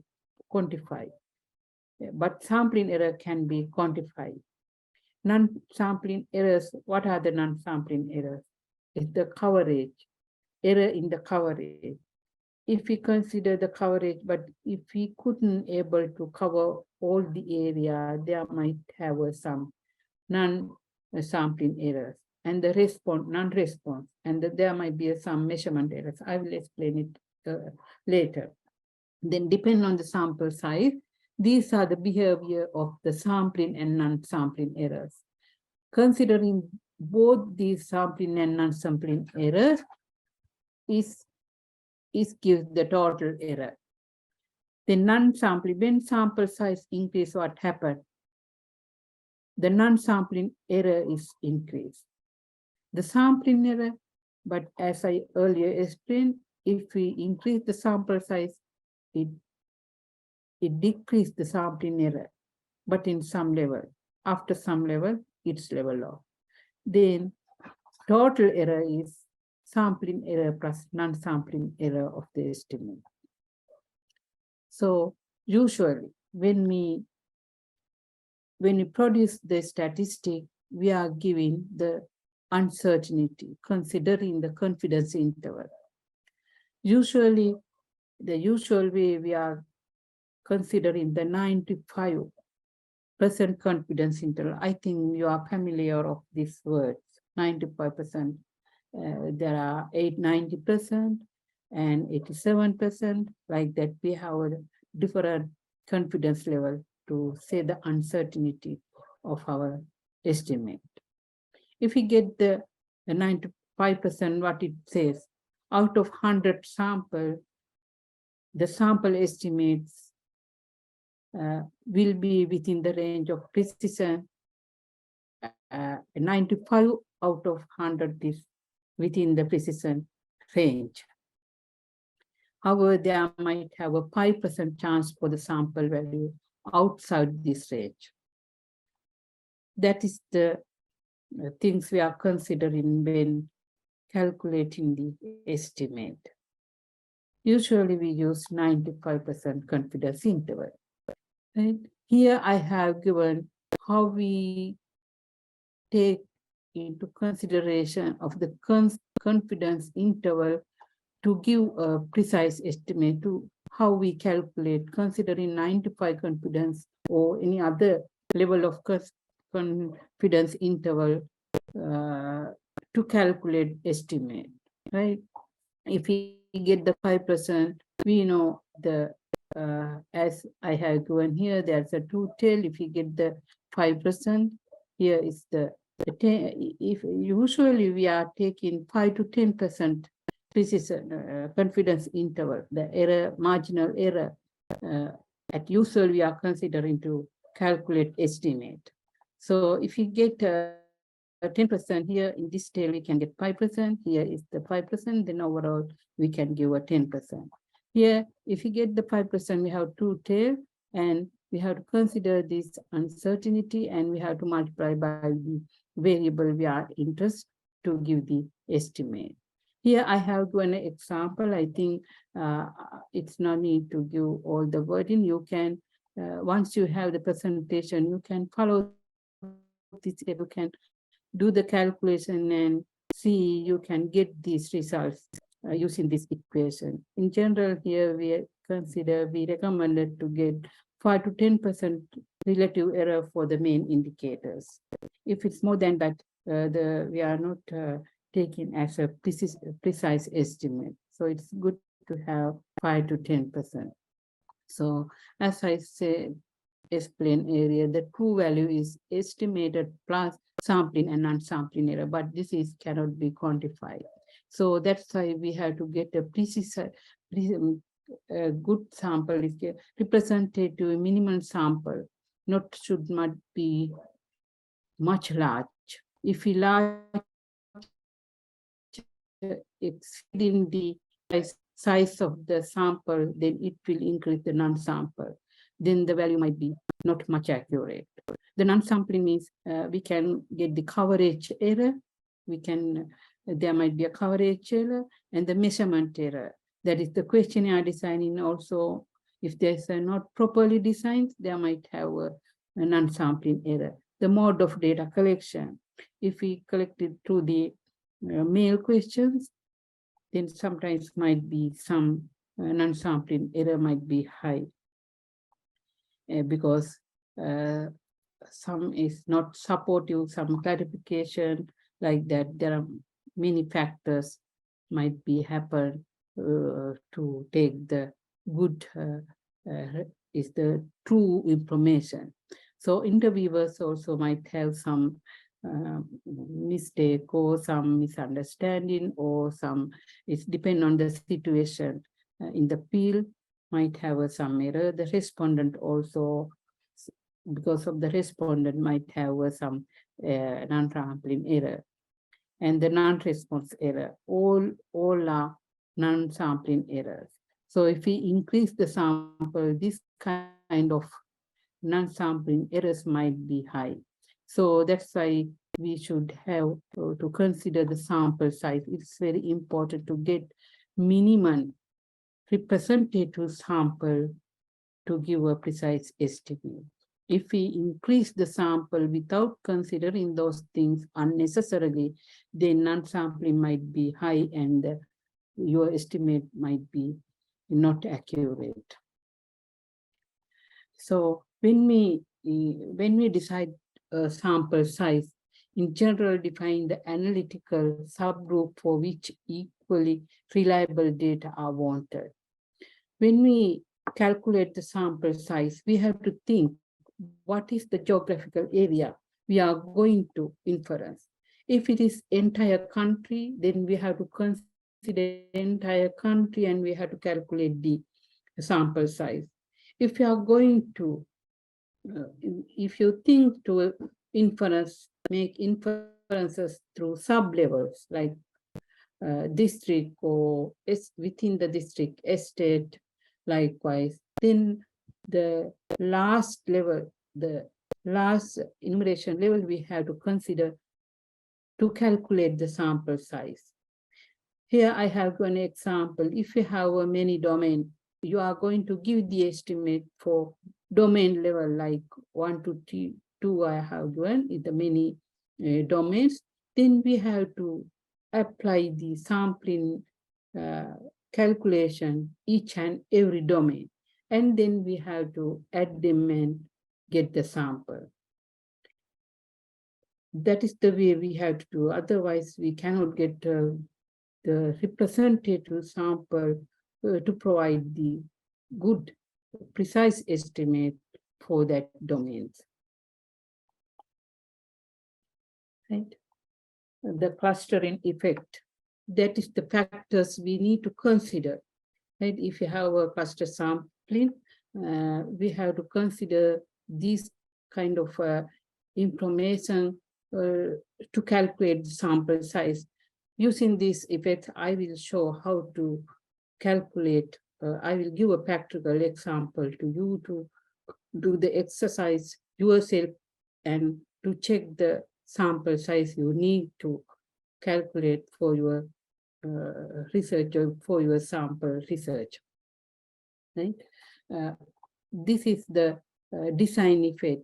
When you should have a statistic, previous experiences to get such kind of a statistic to calculate. But if you don't have, there are some standard level you have to consider. I will explain it using example. Right? Here I am giving a mathematical example to calculate sample size. Right? Yeah. Step in designing the sample size. First, the population which you should deal with, you have to idea what is the population. If the total population is less than 200, you should not need to do a sample survey. You can do an entire enumeration like census. If it is population is too much large, then that is the way we need to draw a sample. Second, decide the method and decide you are planning to use and the characteristic for which estimates are to be computed. You have to keep in mind what are the estimates you are going to compute using this sample survey. And you have to idea of the resources available to decide the sample size. That is the fund and the human resources. Because if you do conduct a big survey, you have to think about the human resources. And how soon the work has to be completed, because it's dependent on your purpose. If you need is within a very short time, then you should have a very big sample. It is unpracticable. So it's the sample size also depend on the work. Is how soon you need the results. And once you have this information, you are ready to go to the next step for calculation of sample size. Then when you calculate, you have to decide the precision level, as I explained earlier, the sampling error. Is plus or minus like 3% or 5%, like wise, you have to have a level of precision, at which level of precision you are expecting to provide the estimate. The high level of precision required large sample. If the precision is very less, then the sample size might be smaller.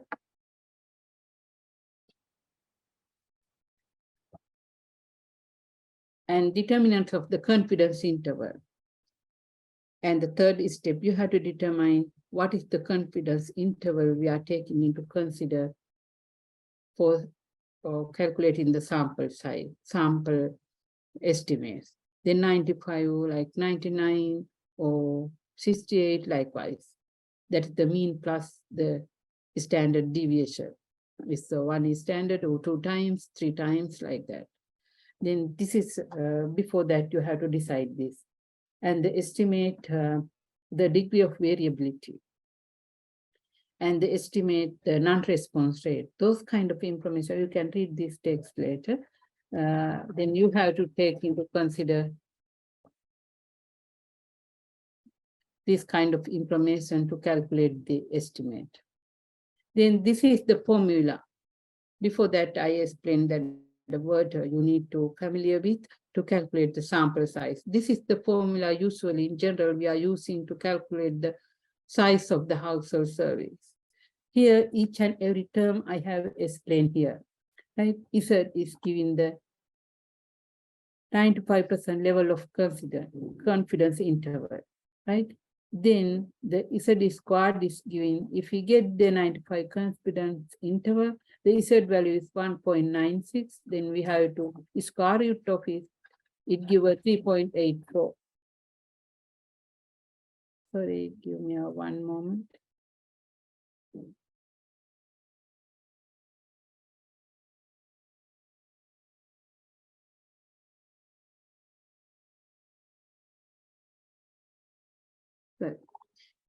Okay.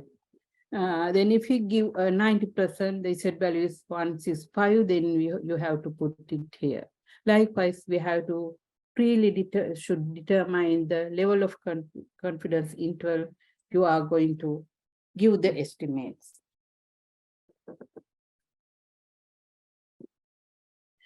Then R is the estimated of key indicator to be measured by the survey. Here is the, if you take the unemployment rate, if you are going to estimate, we have to put the unemployment rate here. And if you think it's a, that is the estimate of key indicator, is the proportion of the population. If you think it's 0.65, then we have to give the 0.65 here, and 1 minus 65 is here. That is the proportion of the population. And F is the sampling design effect. It is usually you should have a previous experiences of such kind of survey, the similar kind of survey we are going to conduct. So if you don't have such kind of information, you can keep it as a default value 1.5 or 2.0 like that. It's you should get it from empirical data. Right? If you don't have, then you can put such kind of standard default value. And the P is the proportion of the total population we are going to cover.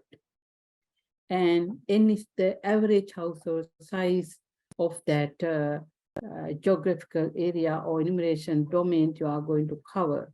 This also you have to take from the previous similar kind of surveys you have to take. This is, I'm explaining how scientifically calculate the sample size to get the representative sample to you inference about the population precisely, right? Then we have to have the marginal error.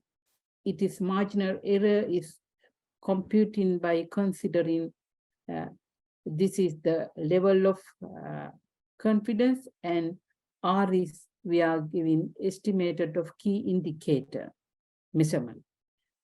Here, if I am giving some examples to consider. and K is the non-response multiplier. This also should take from the previous surveys.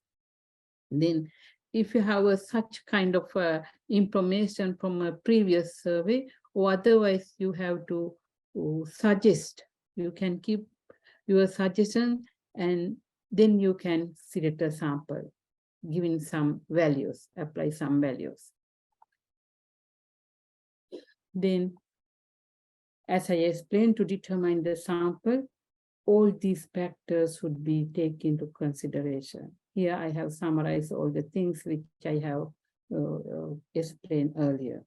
And here actually I'm giving us some example step by step to calculate and to get the experience how you, when you change this level, what is the difference giving the samples.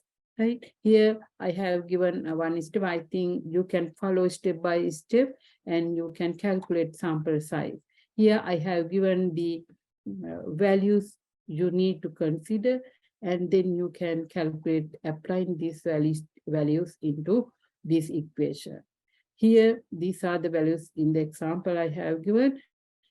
This is actually I consider for the labor force. Here is the key indicator is unemployment rate I have taken. Right? This is the proportion of population we are going to cover in the labor force. Labor force is 0.6, is 65%, right? Then if we apply these indicators here, then you can get the sample size, representative sample size to get to give the precise estimate. Then you can change the level of precision and you can see how it changed. Right? Here also I have given such kind of example. When we change the precision of a level of precision, the level of margin of error, how we reduce the sample. If we change it, how it change. Then such kind of simulation analysis you can do and see, and you can get the idea how it depends. It is depend on the precision you decided. If you can use the 5%, 10%, 20%, like that. That's an exercise I keep for you to do it and calculate and to get an idea. And then finally, I would like to talk about a practical example considering household income and expenditure survey, how we do applying all the things which I have to talk with you now in practically how we apply those things in an actual survey. Here, for example, I take household income and expenditure survey conducted by Department of Census and Statistics. Before that, I will explain, because the many researchers and students, this is the highly demand data source we have in our department for researchers and students. Many students is getting this data set for their research as a secondary data. Actually, if we do our own data collection survey for our purposes, then we consider that data as a raw data, primary data. But if you cannot do a survey, if you are not planning to do a survey based on your research objective, if such kind of data is available in any other survey conducted scientifically by another organization, you can get such kind of information. We call them, it's a secondary data. It's not for your purpose, but any other purpose. They have done that surveys, but for your objective, you can get those data. Then such kind of, if you use such kind of data, we then call it as a secondary data. It's not your purposes. Right? As a secondary data, you can use the data from like our organization, because we are drawing sample in scientific way and representative sample, then you can analyze it and give us some estimate, or you can use for the researchers. We have bulk of data sets. Is a historical data set. From if we get the HIS data, we have now the 13 data sets since 1991 up to 2019. We have series of data. If you get the labor force, it's an annual data set. Every quarter, we are giving the estimate. So quarterly data is available for labor force survey. Demographic survey once in usually 5 years. Sometimes it's get some time lag because it's a funded survey by the World Bank. So we have some 2016, 6 like that. Now we are planning to do a new survey. Likewise, we have the number of data set you can request. It's not for students and academic purposes. The data we are providing is free of charge, so we can access to those kind of data set for your research. So if you have a proposal, then see the secondary data is available. If it's available, you can apply. You can have to follow some guideline. It's given in our website, and you can apply free of charge. You can get those data, complete data set for your analysis. Here I am explaining one of the survey, then you can get an idea because the sampling method and techniques are more similar for all the household surveys. Only if the sample sizes differs, it's depend on the objective of the surveys. The household survey and labor force survey, the sample size is more or less similar. It's usually we are covering 25,000 housing units in the country, and we get for every month to 12 round month, and for HIS survey every week we are collecting the information to capture all the seasonal variation in the field for income and expenditure and the consumption pattern and all the things. So now earlier that survey was conducted once in every 5 years, but now because of the high demand for this data set for the policy formulation, now we are conducting this survey once in 3 years since 2006-07 survey. And this survey, as I mentioned, we have a clear objectives. With those objectives, we are designing the sampling design. And this is the field work we are covering. Entire country we are covering, because as I earlier said, we have a permanent officers, field officers for each and every divisional secretariat divisions. We have 333 now. It's I think 331. Oh, there are a few differences. And for easy enumeration, we have divided entire country in 65,000 and 12 census blocks. This is at a census year. We divided the population geographical area into some small blocks. One enumerator can easily enumerate. The one census block contain is in general 80 to 120 building blocks. For the household surveys, we get 2,500 census block we are selecting at the first stage. Because this surveys is in our country, we are doing a two-stage stratified sampling design to select the sample from household surveys. At the first step, you select the census block. For HIS survey, that's household income and expenditure survey, we select a 2,500 census block. I will explain in a bit detail. And we have the field office, that the district office, each and every district, and they are managing, they are controlling all the field work. We have a head of some statistical unit with some number of officers. We have a office, district office, and each divisional level field officers are supervised by the head of the district. And then we cover entire population likewise. And if I talk about the data collection of household income and expenditure survey, because I take this example because the many researchers and academics are using this data set. This is a very rich information about the standard living information of the population in the country. In this survey, we collect information via interview as well as a diary method, because one of another method is the record books to collect the data. So in this survey, we do the two method, we apply two method, interview method, then the diary method. Diary method we use to get the consumption data for the household members for consecutive 7 days, that is the 1 week.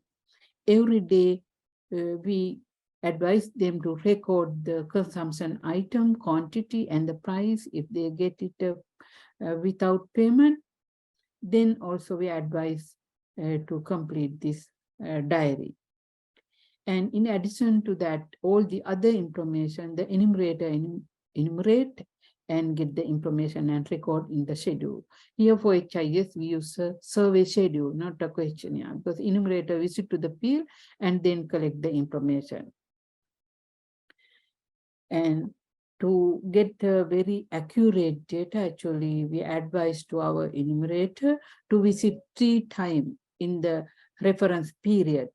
It's a 1 week reference period to the selected house, and to check the diary and get the part of the fill the part by part, is the step by step to complete the survey schedule. And the 7 day they complete all the information in the schedule and take the diary and complete the enumeration. And this is the coverage. This is the domain we are considering for sampling. We consider the domain as the district, and the subdomains are the urban, rural, and estate within the district. Right? Then we select the housing unit. This is the sampling design. Right? This is the 25 district.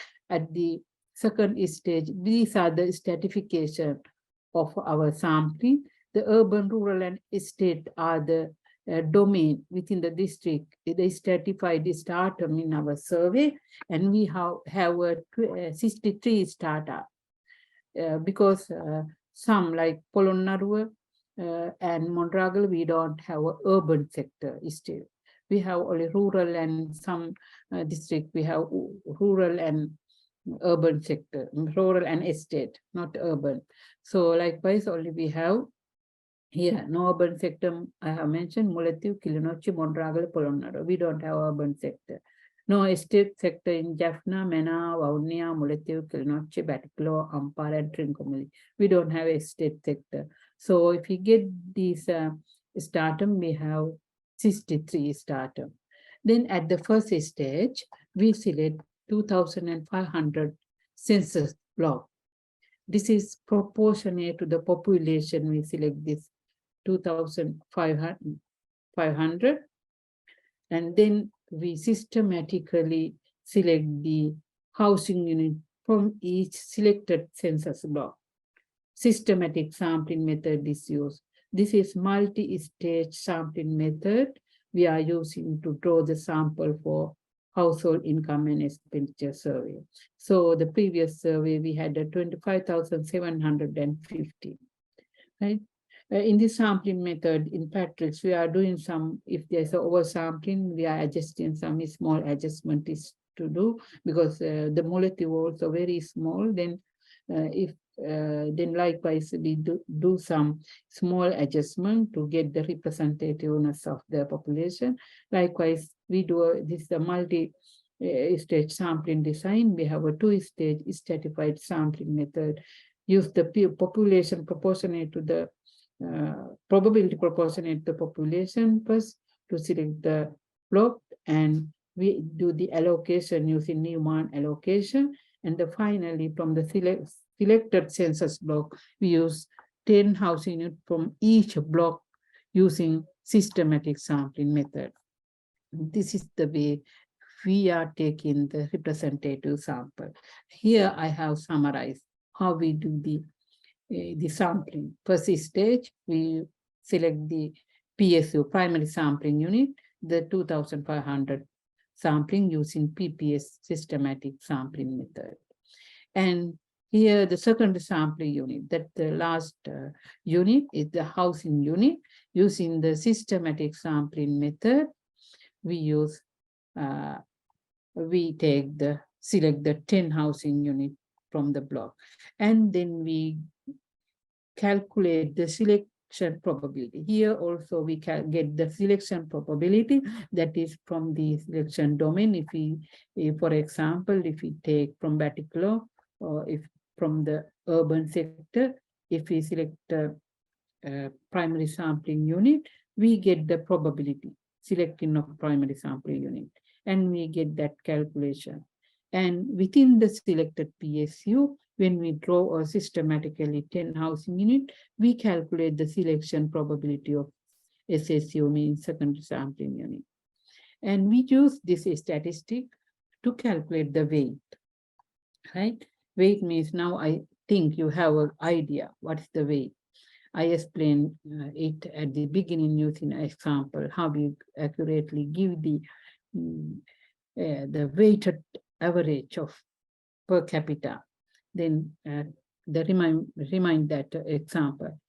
Here, to give that precise estimate, using the weight, we have to calculate the weight. That means from the selected domain, from our sample, from one person, how many represent in the domain. To do that, we calculate the first, the weight.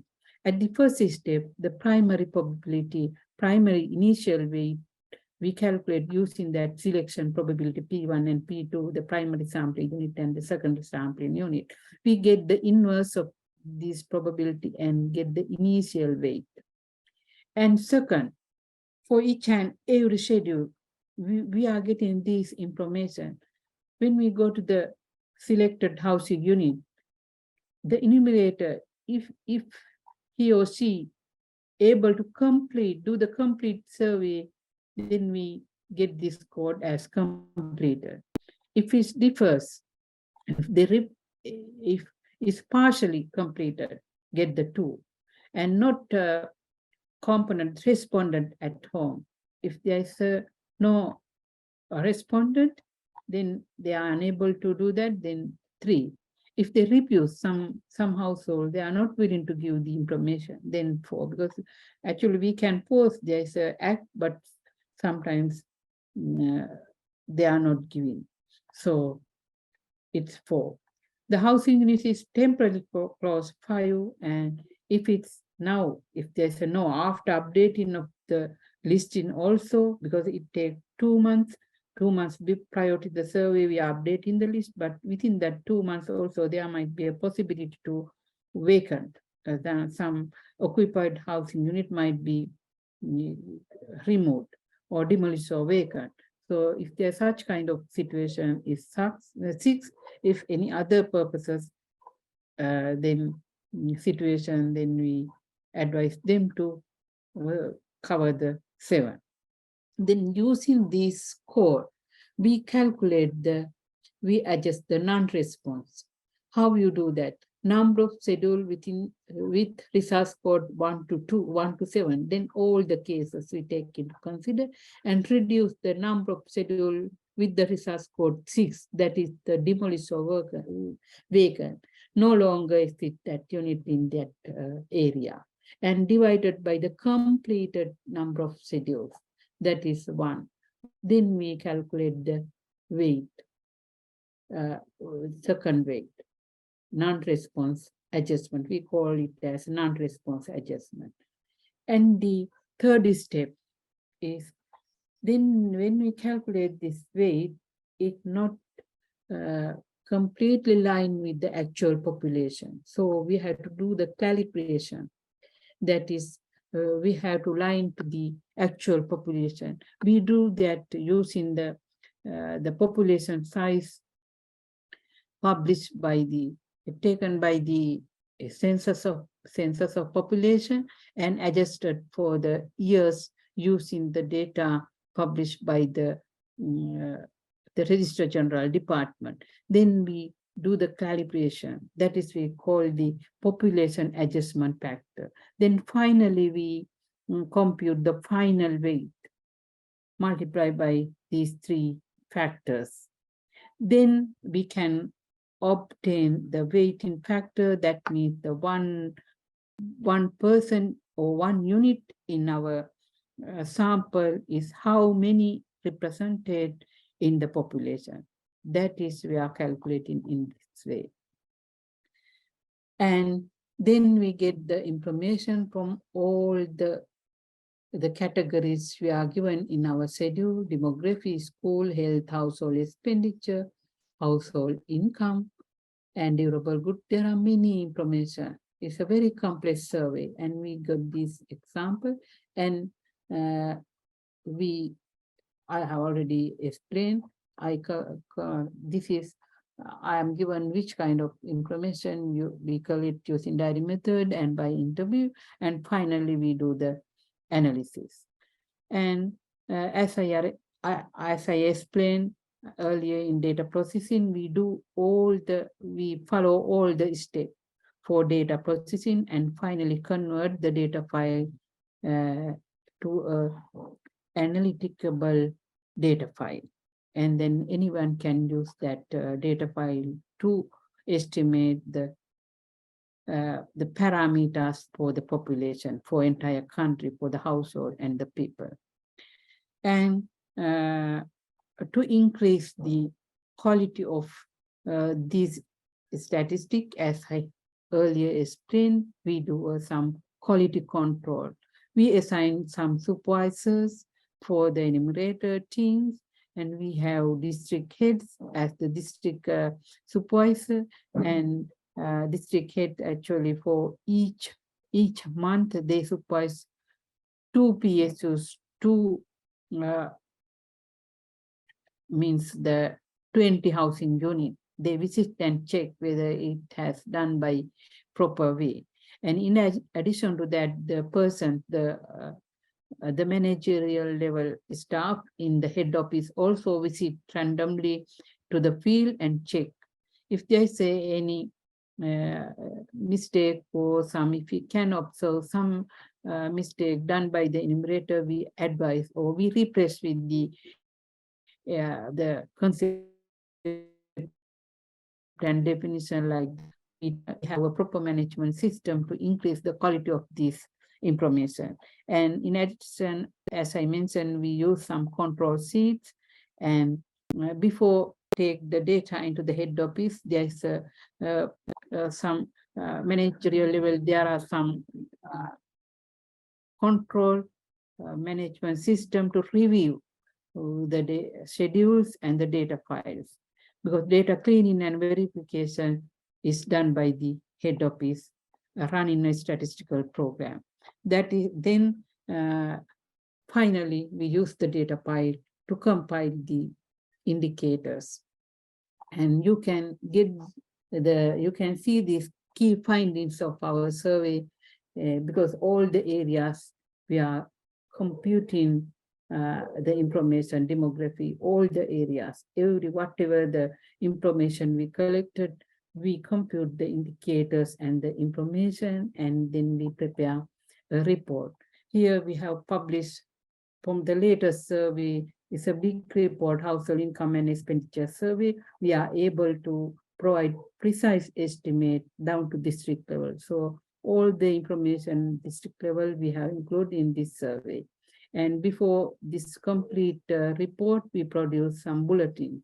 Here the poverty estimate from the poverty indicators. There's a bulletin with 8 pages. There's the complete information on poverty analysis. And this is household income and expenditure. In addition to that, at the first time in the history, we compute multidimensional poverty, officially statistic for Sri Lanka, and the child multidimensional poverty. All the information, all the estimate we compute using HIS data, you can see using these reports and bulletin. Here I have given the web address. You can access to our website, and you can download all the report, not only by HIS, but also other household surveys reports. And thank you. Actually limit to explain some, I explained some points briefly because of this time. I think now, how is the time? Is I hope I covered on time for 12. But anyway, we can, in my end, I'm possible to have any more time for your question and answer session to answer if you have any clarification. Thank you so much for giving your attention, because I know it's very hard for 3 hours to sit in and listen to a person. It's, you are not seeing, it's not a doing interaction without any interaction. It's very hard, but anyway, thank you so much for giving your attention to this information. I hope you get something practical insight of survey designing and sampling. And if you have any question or clarification, now you have time to ask. So if you need while you are conducting your research, you can get my contact, or I'm willing to support anyway, whatever the things I can give advice to you. Thank you. Yes, thank you very much, Dilshani, for your wonderful presentation and this knowledge sharing. Of course, I believe the students really got more inputs from you to do their research, since I already told you the students are now starting their final year research works. So, of course, this information help them for their final year research. I think this is a good right time to ask questions. Students, if you have any clarification or questions, you can unmute yourself and directly ask your question to the resource person. Yes, this is the time for the questions. We can accommodate at least 2 or 3 questions here. Yes, in chat box, there is a question. My research respondents are the outpatients in government hospital. So what sampling techniques most appropriate? It's actually, then you can't do a stratified or cluster. You have to follow a simple random sampling method for such kind of sampling, because outpatients, not an inpatient, then you have to go to the hospital, and you have to, sometimes might be, you have to get some permission, because sometimes it might be otherwise burden. You have to make awareness of some person in the hospital, or you have to search what kind of things you have to follow. The sampling method is simple random sampling. You can simply randomly you can select some persons. Then you have to keep in mind how much sample size, how many person you have to interview. It should be exactly the more than 30. So it's depend on your interest of the characteristic you are going to give the estimate, or you are going to statistically analyze, depending on that. Because if it's very rare, then you have to get more patients. So you have to do a simple random sampling method. Then the other questions, the Iraurupattu Divisional Secretariat area household. My population is household in Iraurupattu Division Secretariat area. What method is suitable for me? These divisions include 39 GN divisions. Then, as I explained, if the characteristic you are interested is common to each and every GS division, then you can select a cluster in sampling method. Not you want to go select each and every GN division. You can cluster, and you can select some number of GN divisions, convenience to you, not all. It's also depend on the characteristic you are going to investigate. If it's common for all, then you can use the cluster sampling method, and you can select 1 or 2 GN division, and then you can apply a random sampling method to select the housing unit. You can use the GN, that is election name list, such kind of listing, and then you can select systematically or randomly the number of some housing unit. You can, it's depend on your characteristic of the interest. You can use that formula and get some information from existing surveys to apply, that is the sampling, sampling design effect and the proportion of sample, like that kind of information, and first calculate the sample size, and then select the sample using cluster and the systematic or random sampling method. That is the multi-stage then. Yes, the other question, my sample is welfare professional workers. I collect the population from the divisional secretariat office. I selected the sample only online shoppers only. That is welfare professional workers. If you explain a little bit what kind of things that the welfare professional workers means. Yeah, miss, I collect the population. I select the sample welfare workers. Welfare workers means teachers, doctors, and nurses. So I collect the population from the divisional secretariat area. But I choose only online shoppers who are choose online shopping in online. My sample is online shoppers. So what is the sampling method is suitable? It's a different, that is the welfare professional workers and the shoppers. Is a what is the, it's a different sample or for No, welfare professionals is teachers, nurses, doctors, and only teachers. Only teachers, doctors, nurses who are the welfare workers. I want to say like from those who say purchase in online. Online. Yeah. Because you don't have a list, or you don't. That's the reason, no? Yeah, I can't limit who are shopping in online. That's why I choose welfare workers for limiting population. Online, then you don't have how many teachers are in that area, no? How many doctors? That means complete. No. Yeah, it's an ad hoc way you are taking, because online also you don't know. This actually, if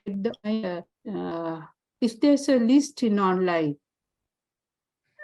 No, miss. Only workers population only there. Workers population. Workers population means I'm not very much clear how you select it from online shoppers. Because in particular area, the 7,000 people are doing their welfare workers, teachers, doctors, nurses. But I don't know who are purchasing online sites. What's the topic of your research? Impulse buying behavior in online shoppers. Then are you already selected the sample? Yeah, miss. I collect the population 7,300. I put from the proportions, I derived the sample 367. Then now if I advise, it's not useful, because now you are already has done that, no? Yeah. That is the way that now you have to do how you analyze it, Are you going to give some estimate using some calculating some weight, or you are going to give rough estimate without weighting? I think because it's very hard because there's no probability for selecting the unit. So that's the thing.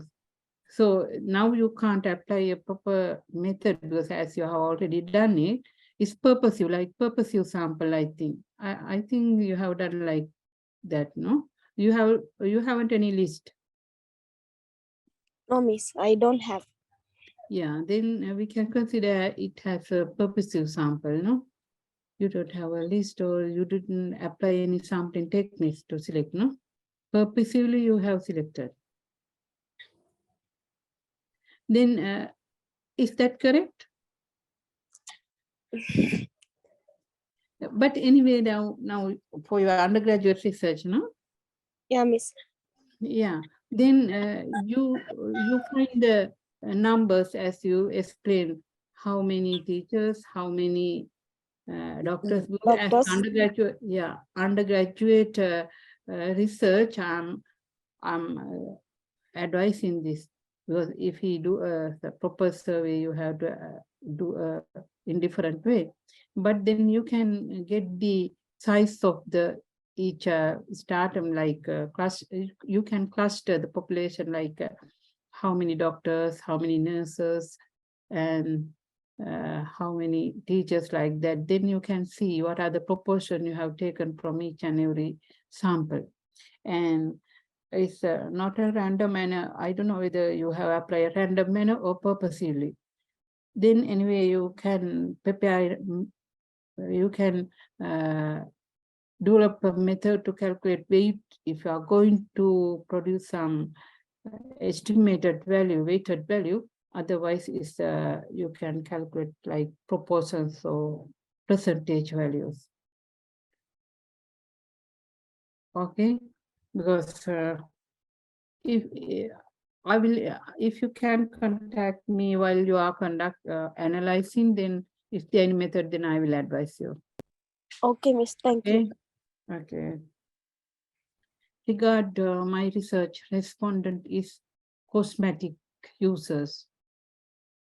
What I refer sampling techniques, cosmetic users, sampling techniques is random stratified or convenience.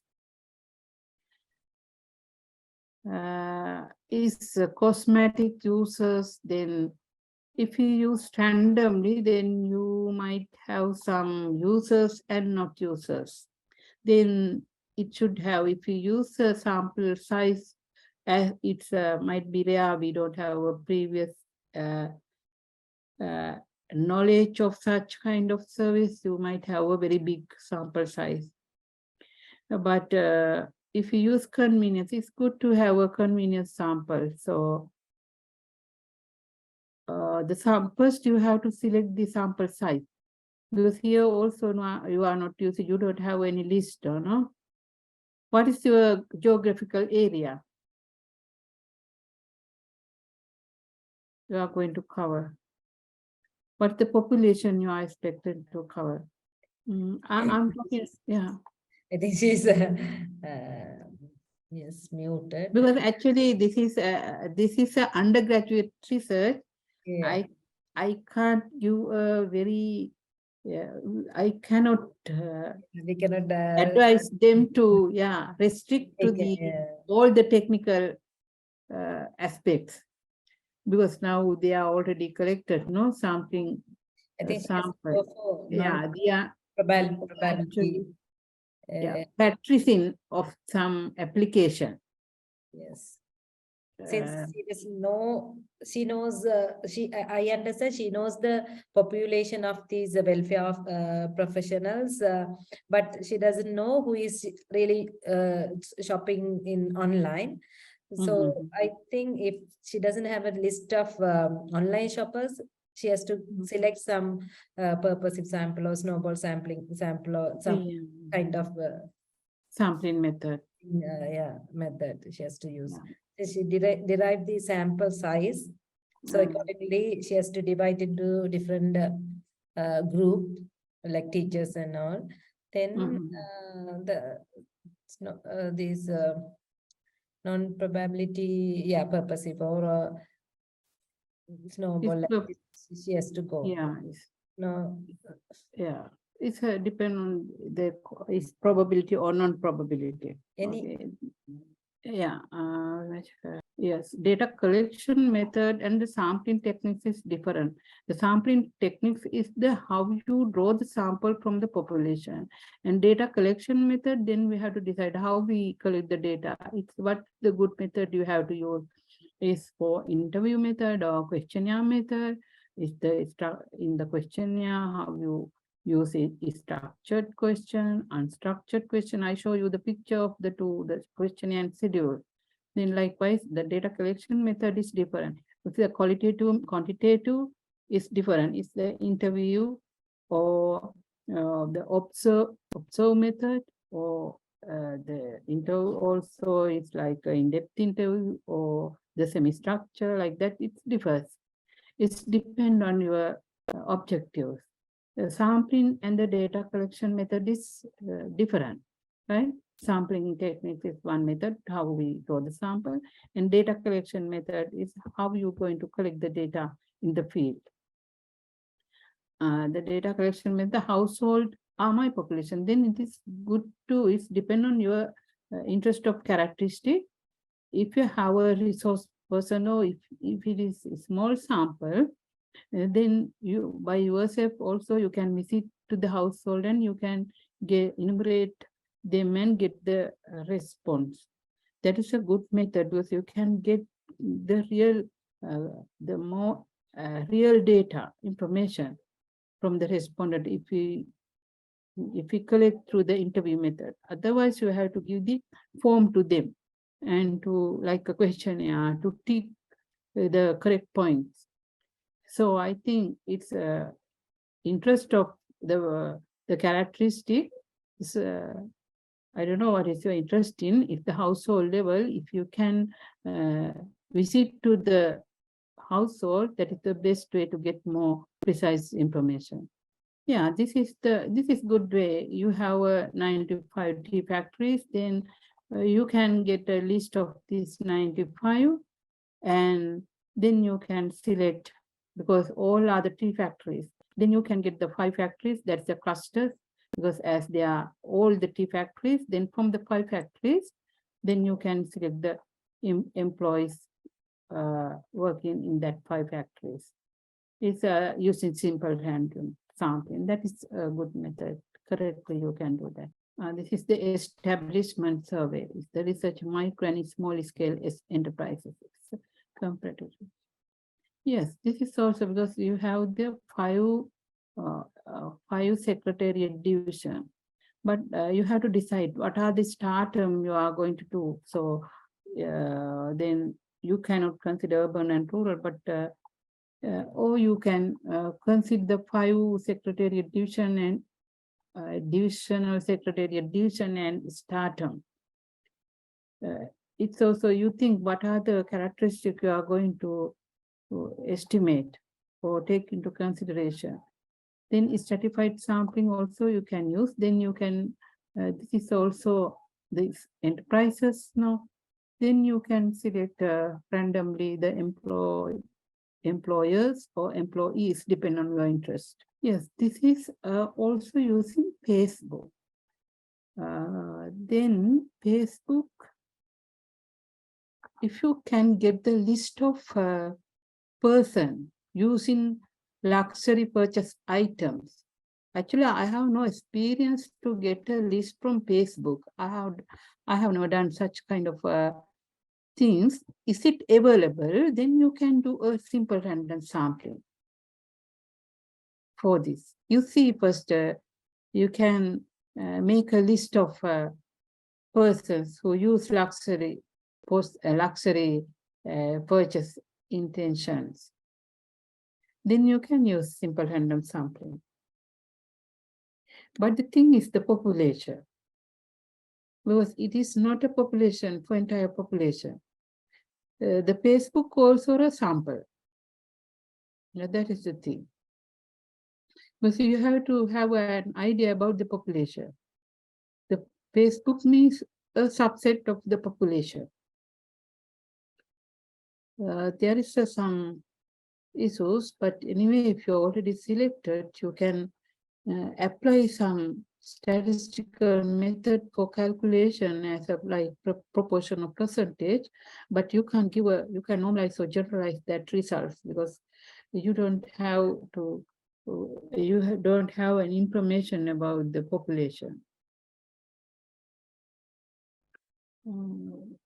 But you can apply some method to give some statistic, but not cannot generalize.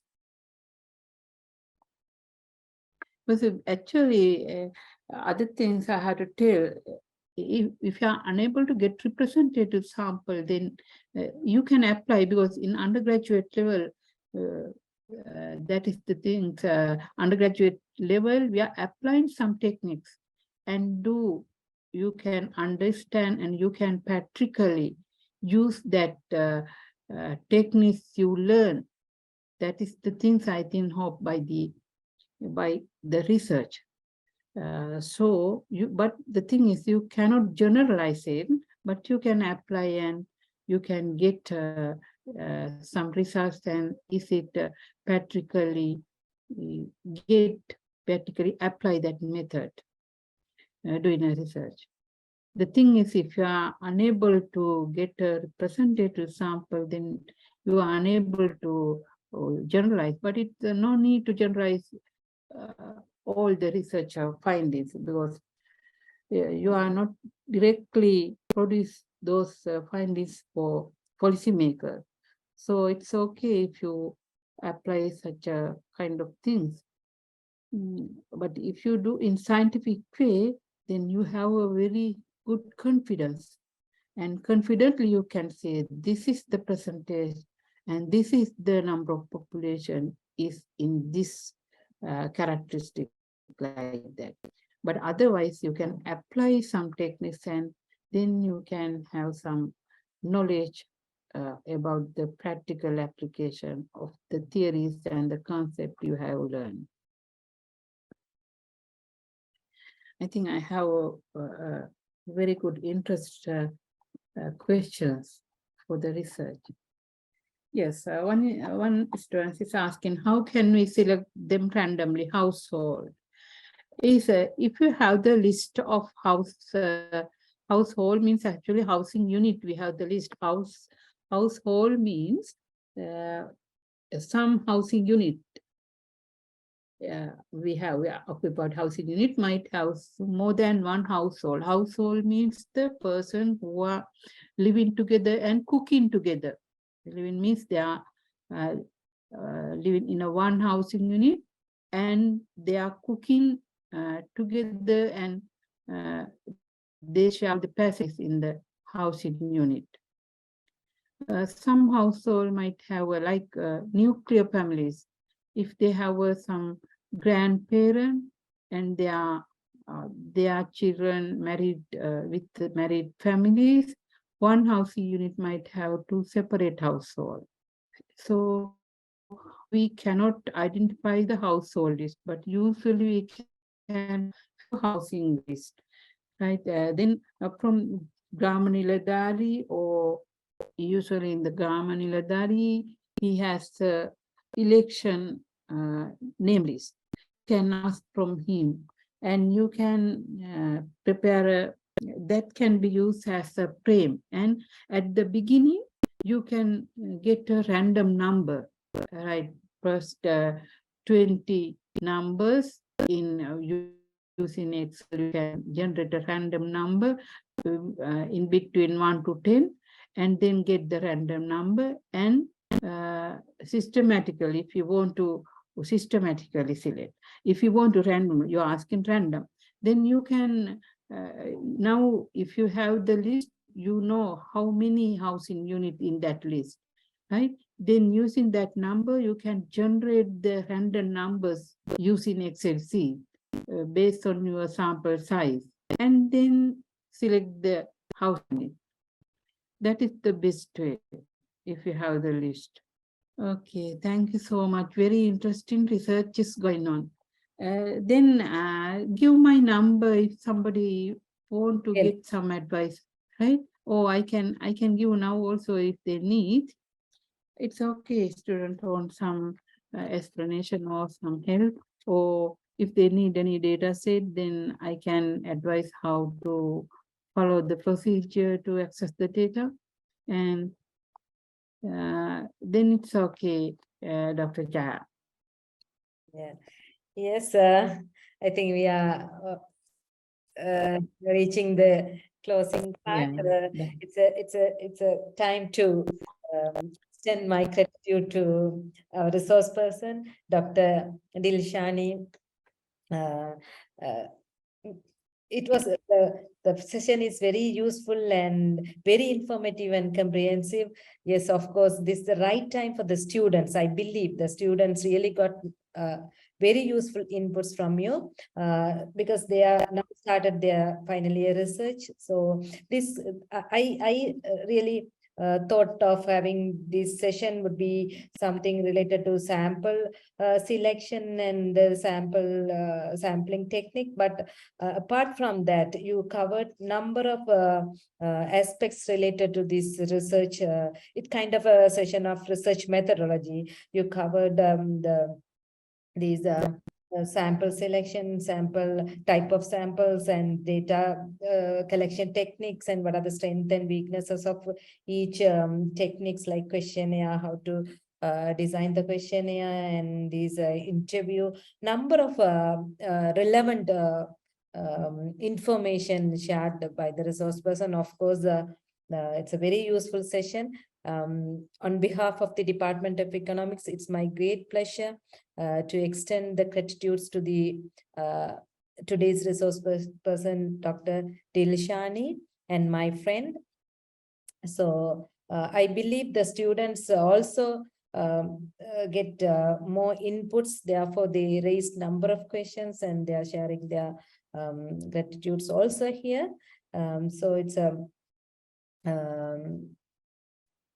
as the resource person said, if you have any further clarification, because of the time limit, we cannot extend this session beyond this limit. So if you have really any clarifications or any assistance needed from this resource person, you can directly contact her. I can share the phone number of her and the email. So thank you very much, the participant also. There are a few staff members also here. They are, as we shared among the staff members, so they also participated this guest talk. Thank you very much, everyone. Yes, so it's a time to, yes, bind up. Have a great day to you all. Thank you. Thank you so much. I give my contact detail. You share my email address if somebody is needed. And thank you so much for you all. And thank you very much. My special thanks goes to Dr. Jayaprabha. And thank you. And you all are welcome for giving thanking for me. Okay, thank you. And bye-bye. Bye. Have a great day. Thank you all.